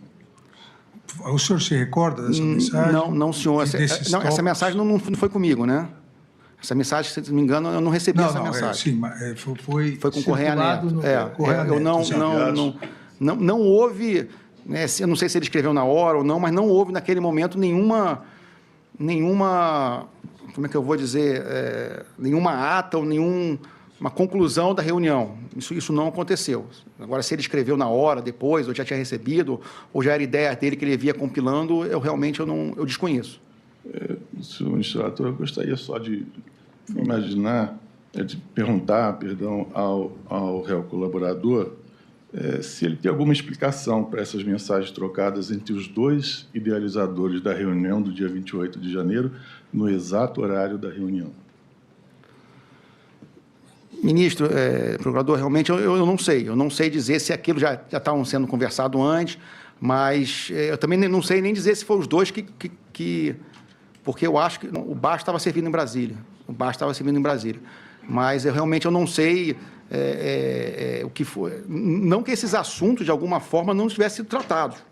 Eu quero deixar claro, porque estava tudo, mas não com uma ideia de conclusão, não com uma ideia de apresentar hipóteses e chegar a uma conclusão. Eram ideias, cada um falava o que queria ali, comendo salgadinho, tomando refrigerante, mas não houve uma ata, eu apresento a ata aqui, todo mundo concorda com isso. Esse é o ponto que eu quero dizer. Não que esses assuntos todos, de alguma forma, não tivessem sido falado, conversado, né, que eu falei, tinham dos mais conservadores aos mais radicais ali naquele meio. Né? Então, mas não houve esse caráter formal de uma reunião de planejamento para tomar alguma ação. É esse ponto que eu gostaria de deixar claro. Mas o senhor se recorda que esses assuntos foram tratados? Foram tratados, mas no meio de uma discussão ali, mas não que foram apresentados. Agora vamos tratar o assunto tal. Não apresentados formalmente? Não, cada um falava uma coisa, dava uma opinião, e depois, se ele compilou, porque ele foi ouvindo, foi compilando ali, não foi algo oficial, não foi algo que ele foi selecionado como relator da reunião. Isso realmente não aconteceu. Senhor ministro relator, eu gostaria que o réu colaborador pudesse explicar um pedido que ele fez à Correia Neto nesse mesmo dia. O pedido era mandar as observações. E a resposta de Correio Neto foi, aspas, apaguei essa parada. Não combinamos de apagar? E no dia seguinte ele sugeriu, depois a gente se fala por ligação. Eu gostaria de saber do réu colaborador o que eles combinaram de apagar. E esses tópicos apresentados agora ao réu colaborador eram observações que o réu colaborador solicitou nesse dia. Essas mensagens entre Fabrício Bastos e Correia Neto haviam sido apagadas realmente, mas foram recuperadas pelas investigações. São três questões. Então, se o senhor se recorda dessas mensagens, o que foi pedido, o que o senhor pediu, na verdade, 4 questões. O porquê foi combinado de apagar, qual o medo que isso pudesse ser tornado público e se depois conversaram como foi colocado pessoalmente ou por telefone. Esse primeiro tramo da mensagem, realmente, eu não me lembro, né, não me lembro de ter pedido para ele nenhuma anotação, né, de ideias que foram levantadas. Realmente, eu não me recordo. As pessoas tinham muito medo alguma coisa que tivesse sido escrita no WhatsApp pudesse virar uma narrativa e ser mal interpretada de alguma forma. Ou até mesmo ideias mais radicais, como às vezes as pessoas falavam, né? Então, todo mundo queria estar sempre apagando as mensagens, ou pedia para ligar pelo Signal, ou pelo Telegram. Cada um achava que um aplicativo de mídia social era mais seguro que o outro, né? Mas o grande medo era o cara falar alguma coisa ou ser mal interpretado, ou porque estava dando uma ideia de alguma forma mais radical. Mas eu não me recordo o que foi apagado, nem me recordo de ter solicitado para ele nenhum tipo de dado ou documento ou lista de alguma coisa. E não chegaram a conversar depois sobre isso, como sugere a... Ministro, assim, o Coronel Correia Neto é meu amigo de longas datas. Então, assim, a gente conversava quase, não sempre, mas a gente mantinha uma conversa constante. Então, eu não posso dizer exatamente o que foi aquilo, se eu liguei para ele depois, se eu não liguei, mas que eu falava rotineiramente com ele, eu falava. Isso aí não... Senhor ministro relator, eu gostaria de saber do réu qual era essa realidade que os kids pretos queriam mudar. E ainda, por que seria necessário, na visão deles, essa criação de um gabinete de crise no COTER? Por favor. Primeiro que dentro dos forças especiais ali, tinham dos mais conservadores aos mais radicais, né? Tinha gente que falava, não, acaba com isso aí só está dando trabalho para a gente, né? E o gabinete de crise, normalmente, eu nunca servi no setor de operações do COTER, né? Mas, normalmente, quando existe alguma crise, greve de caminhoneiro, né, greve de polícia, na verdade, eu acho que o COTER... Agora, eu não posso dizer porque eu não conheço efetivamente a rotina, mas o setor de operações correntes do COTER é que faz o acompanhamento dessas situações mais complexas, né? Mas eu não sei dizer como é que se gerenciaria um gabinete de crise e se o próprio setor de operações de acompanhamento da conjuntura, né, atual já é um próprio gabinete de crise. Então, eu não sei como isso funcionaria, porque eu não conheço, eu nunca servi nessa área no COTER. Mas esses assuntos foram, então, objetos de debate. A questão é se... Não. O doutor procurador pergunta Sim, senhor. O que os kids pretos queriam dizer com isso? Por que diziam isso? O senhor disse que havia um grupo, comentavam no grupo, houve a reunião. Então, qual era o sentido disso? Mas gabinete de crise, assim, acho que isso nunca foi discutido, esse termo. Tem que se criar um gabinete de crise no COTER. Então, nesse ponto, acho que nunca nós não conversamos sobre isso, ou se foi, não deram muita... Porque o COTER já tem uma estrutura muito rígida ali, muito fixa. Então, eu não sei como é que seria criado ou como seria acompanhamento, porque eles já fazem um acompanhamento. Se tem greve de caminhoneiro, o COTER já faz o acompanhamento. Se tem greve de PM, o COTER já faz o acompanhamento. Então, se tivesse qualquer outra, digamos, caos social ou uma manifestação muito maior, o COTER também já estaria acompanhando. Já seria função do COTER acompanhar qualquer outra situação que ocorresse no Brasil. Mas dentro do meu PO, né, tenente-coronel ali, que eu nunca servi no QG do Exército, né, até o término da presidência, então eu não sei muito bem como essa dinâmica funcionava. Eu sei que o COTER ele já acompanha efetivamente todas as possíveis crises e as crises que ocorrem no país. Já existe esse acompanhamento natural. Senhor ministro relator, eu gostaria de saber do réu Por que Vossa Excelência, ministro Alexandre de Moraes, foi considerado centro de gravidade? O que significava isso? O senhor se recorda? Não, eu desconheço porque ele escreveu. O centro de gravidade, normalmente no planejamento militar, ele é uma peça que se for tirada do contexto, se for tirada da operação, todo o resto cai. Né? Então, esse é o termo nosso de centro de gravidade. Mas por que ele escreveu isso, eu não posso dizer, porque a mensagem não foi encaminhada para mim. Senhor ministro relator, eu gostaria de saber do réu se a carta ao comandante foi finalizada nesse dia e qual era o objetivo dessa carta. Por favor. Eu não sei dizer se essa carta foi finalizada, eu acho que ela já tinha sido finalizada no dia anterior ou na noite anterior. Né? Na nossa visão ali, isso realmente a gente discutiu, né? Não discutiu os termos da carta, mas a gente discutiu, nos tópicos da conversa, foi que aquela carta não ia servir de nada e os militares que assinaram só iam ser punidos.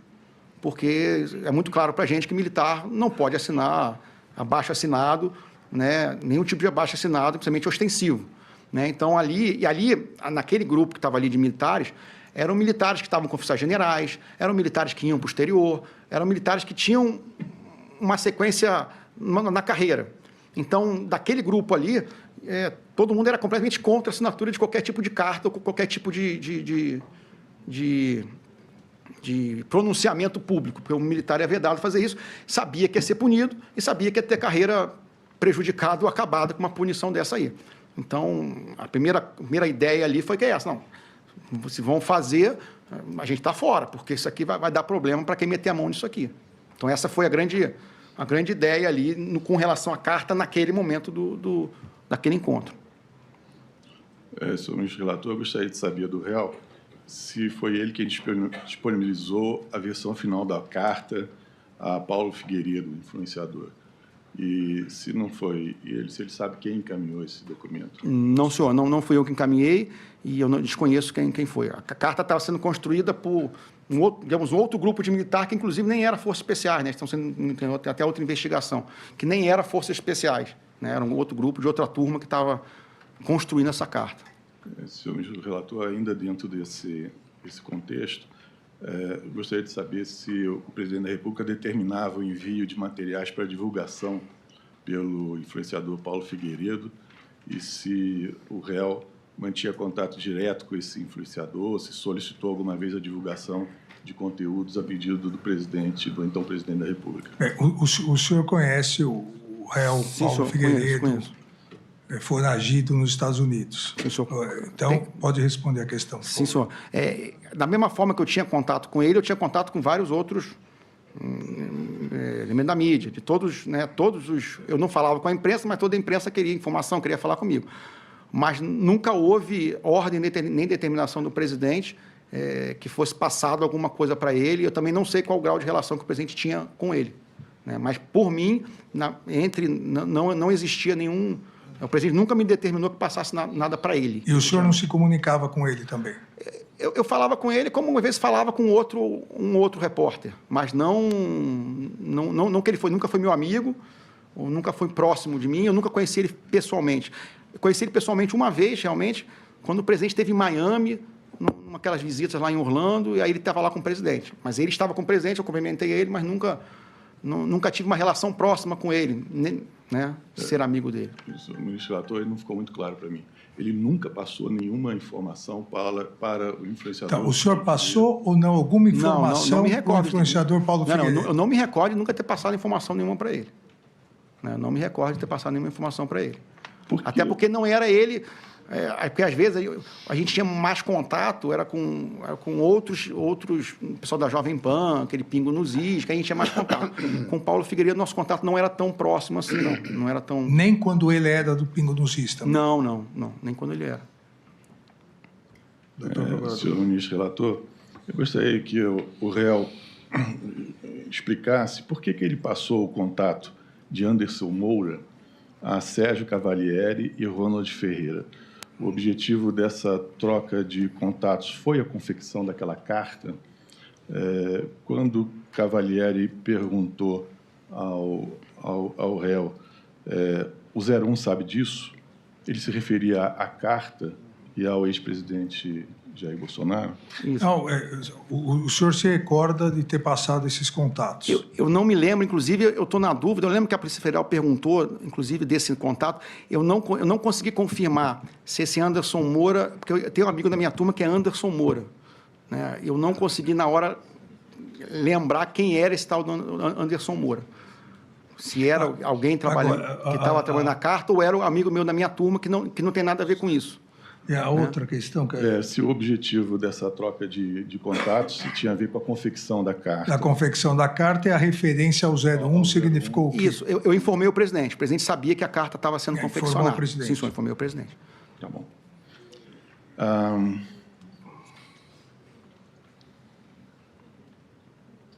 No dia 28 de novembro de 2022, senhor ministro relator, às 11h08, Correia Neto enviou uma mensagem ao réu dizendo para que ele assistisse o programa Pingo nos Is, da Jovem Pan, afirmando que algumas pessoas militares seriam expostas. Disse: assista o Pingo nos Is hoje. O PREC, tá, assim, vírgula, o Espora Dourada e o Bigode serão expostos.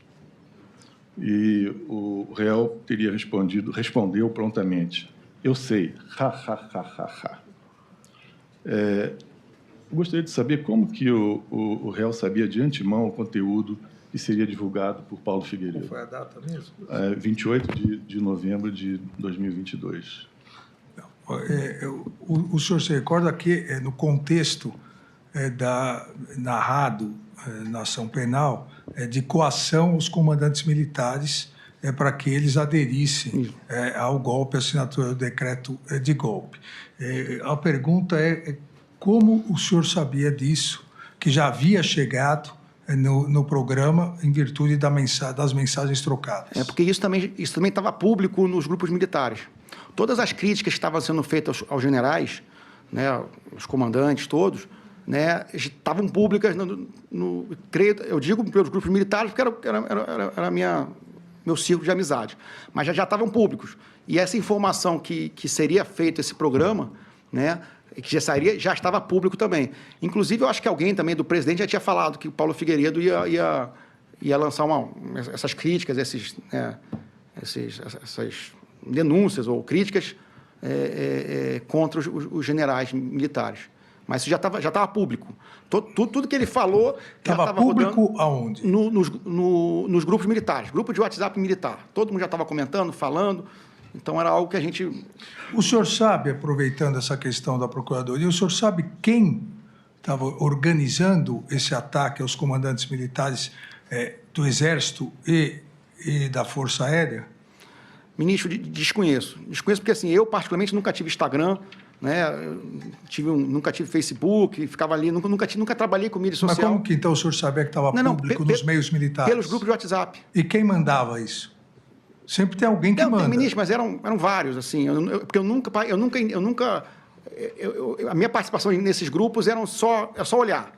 Eu passava o dedo, olhava, então eu nunca me ative nessas discussões, eu nunca discuti em grupo, né? Tanto que todo o meu sigilo foi aberto ali, eu nunca discuti em grupo, eu nunca dei minha opinião em grupo militar, nunca falei, né? Só que eu acompanhava, mas eu nunca me ative a essas discussões. Eu nunca entrei no detalhe. Eu sabia, você via, mandava um áudio, mandava um vídeo, você às vezes assistia o vídeo, mas nunca me ative quem que estava mandando, se aquela pessoa estava mandando em outros grupos, até porque os núcleos eram diferentes. Tinha um grupo que era de forças especiais, tinha um grupo que era do pessoal de artilharia, então tinham nichos diferentes, mas que as informações, às vezes, eram as mesmas em vários grupos.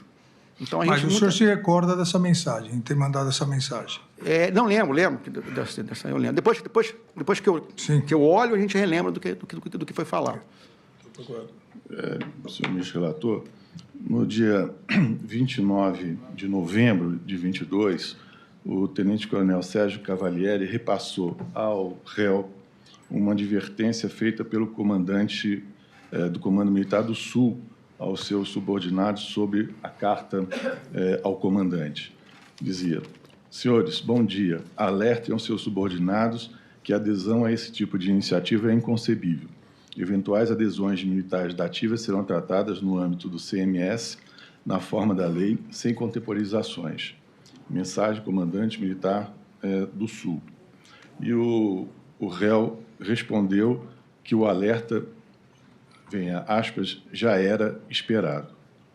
Na sequência, Sérgio Cavalieri ponderou: espero que o PR, presidente da República, não se esqueça dos que estão indo para o sacrifício. Em resposta, o réu disse: cara, ele mesmo sabe o que é isso, né? Ele tomou 20 dias de cadeia quando era capitão, porque escreveu carta à Veja. Foi para o Conselho de Justificação porque botaram na conta dele aquela operação para explodir Guandu, né? Veio uma palavra de cunho impublicável, ou pelo menos impronunciável, mas que queria dizer, ele teve problemas, não é, a vida toda. E ele continua. Então, ele sabe o que é. Eu gostaria de ouvir do réu se ele confirma que o ex-presidente endossava a iniciativa da carta ao comandante. Por favor. Bom, eu comentei... Primeiro, o comentário do coronel Cavalieri era porque tinha muitos militares que estavam participando das manifestações nos acampamentos. Né? E o militar ele não pode se manifestar politicamente alguma coisa. Então, os militares que fossem encontrados, né, dentro das manifestações seriam punidos. Né? E isso foi essa mensagem que ele mandou. Né?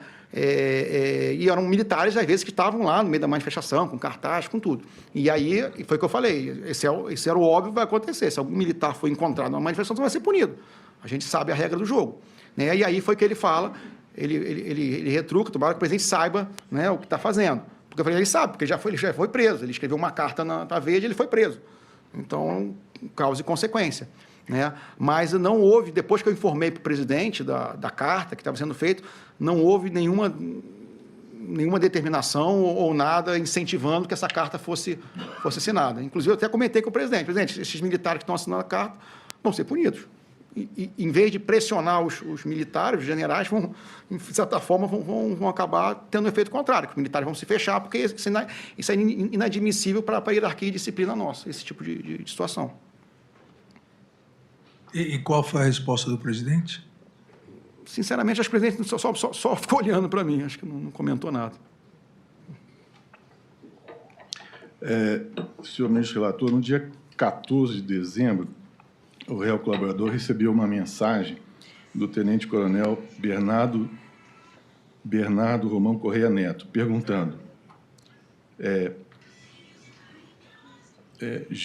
GFG, vem uma expressão que provavelmente significa fraquejou, né?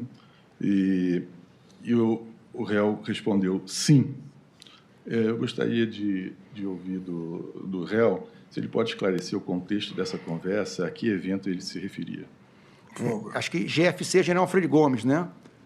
Exato. GFC é General Freire Gomes. Não, era aquela ideia de as pessoas me procurarem para saber o que estava acontecendo no meio das discussões.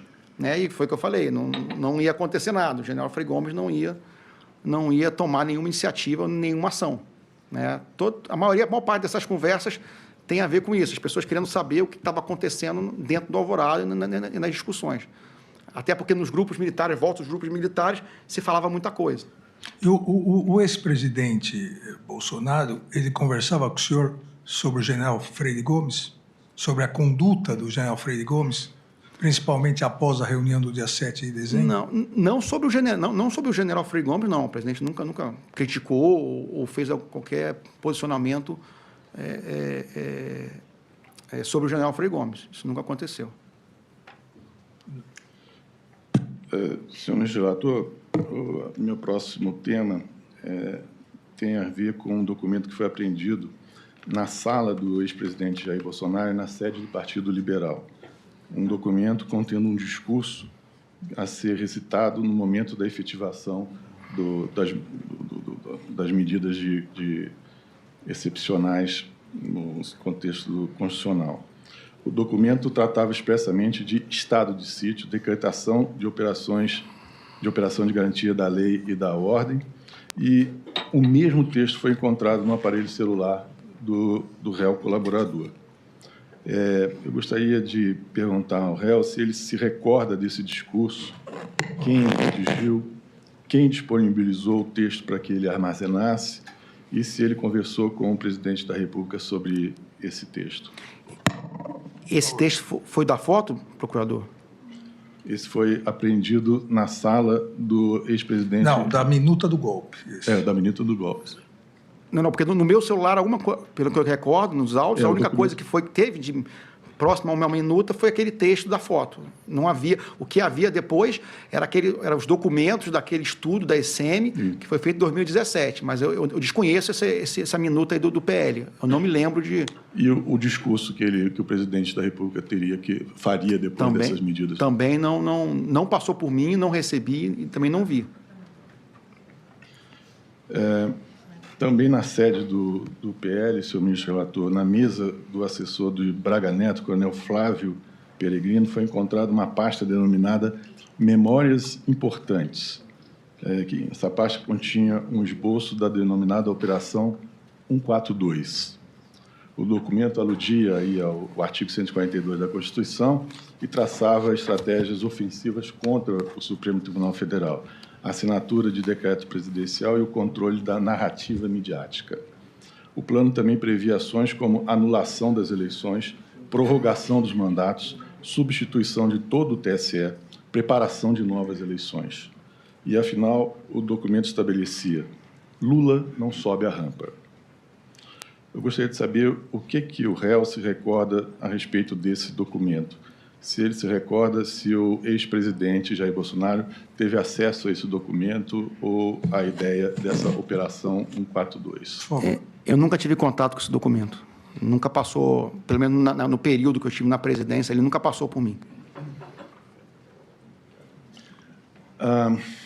No computador, senhor presidente, do réu, foi encontrado um plano de fuga de Jair Messias Bolsonaro, sob a denominação RAF/LAF, prevendo diferentes cenários em que o então presidente precisaria de auxílio. Estão nos slides aí de março de 2021. E eu gostaria de saber do réu se ele pode esclarecer por que esse plano foi elaborado, por que o presidente Jair Bolsonaro teria sentido uma necessidade de fugir em relação ao quê? O senhor se recorda desse plano? Eu me recordo que isso foi, não sei se foi 2020 ou 2021 que eu recebi. Alguém mandou um documento, eu acho, para mim, né? E naquele momento, acho que o contexto era... Eu não me lembro bem o contexto, mas era como se o presidente... se o golpe fosse contra o presidente Bolsonaro. Como que seria feita a proteção do Bolsonaro caso ele sofresse um golpe por meio das Forças Armadas? Então, seria o contrário. Mas por quê? Havia um receio disso? Ministro, eu não me lembro o contexto. Foi 2020, 2021, mas foi... Realmente, eu não me lembro o contexto. Mas não é uma coisa normal receber um documento e preparar um plano de fuga mas não com um foi... presidente eleito empossado e no cargo. Mas não foi... na época não tinha denúncia, não tinha nada, não tinha nenhum sinal daquilo. Realmente, recebi que ficou ali. Acabou ficando no meu computador ali, como outros documentos que eu O senhor chegou a comentar isso com o presidente? Não, senhor. O que eu falei, ministro, o volume de coisas que eu recebi era muito grande. Então, a filtragem era muito grande também. Né? E até pela falta de tempo, eram coisas que às vezes passavam e ficavam ali, a gente não dava tratativa para aquilo ali.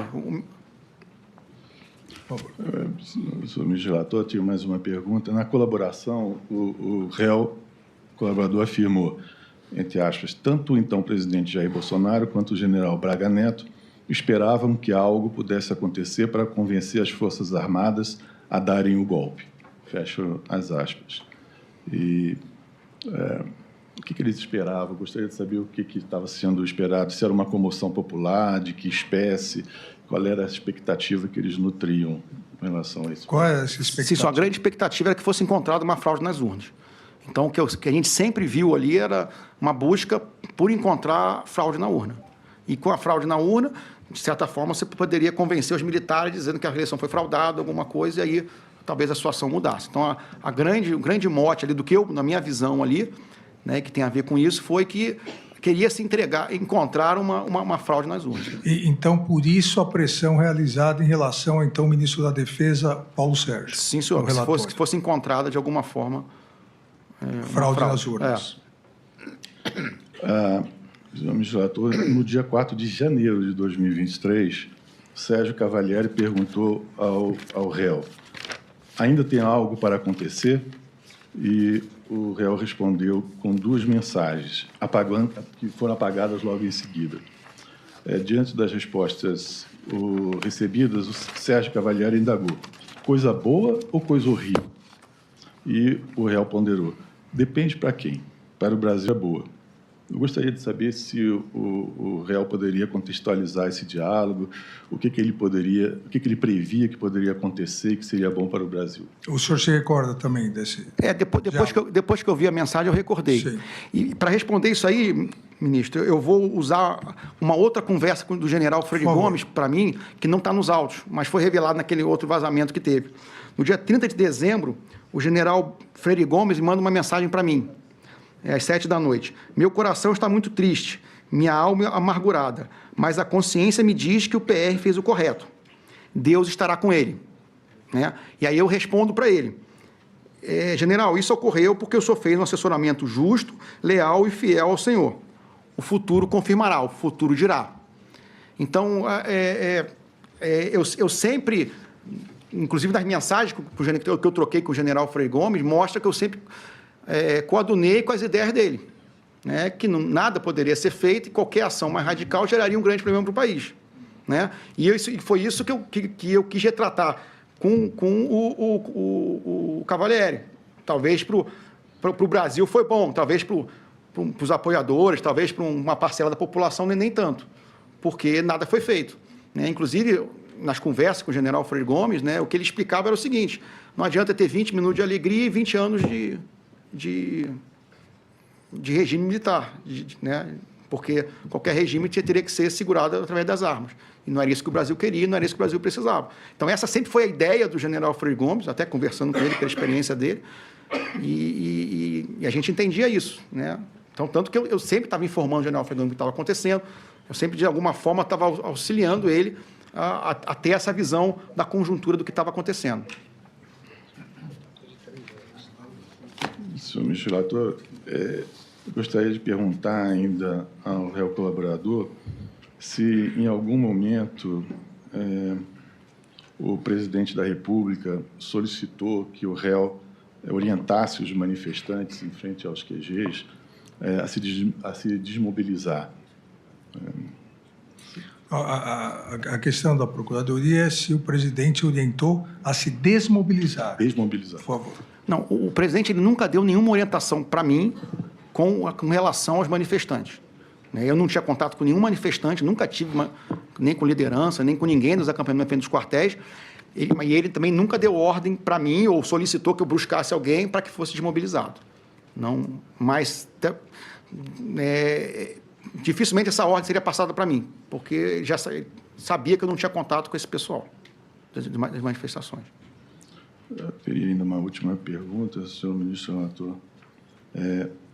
Se o presidente da República tinha por hábito se aconselhar com o general Augusto Heleno sobre questões políticas relevantes do país. Por favor. Inicialmente, sim, e mais para o final do mandato, nos últimos 2 anos, esse aconselhamento ele se reduziu bastante. O general Heleno foi cada vez menos sendo demandado para despachar e para assessorar o presidente. Mas eu gostaria de saber se houve uma cessação completa desses contatos. Não, completa não. Mas diminuiu bastante do que era no começo do governo. Eu estou satisfeito, senhor ministro. Agradeço a Procuradoria-Geral. Como o réu já está quase 3 horas dando depoimento, eu vou suspender por 15 minutos a sessão. Nós voltamos às 17h05.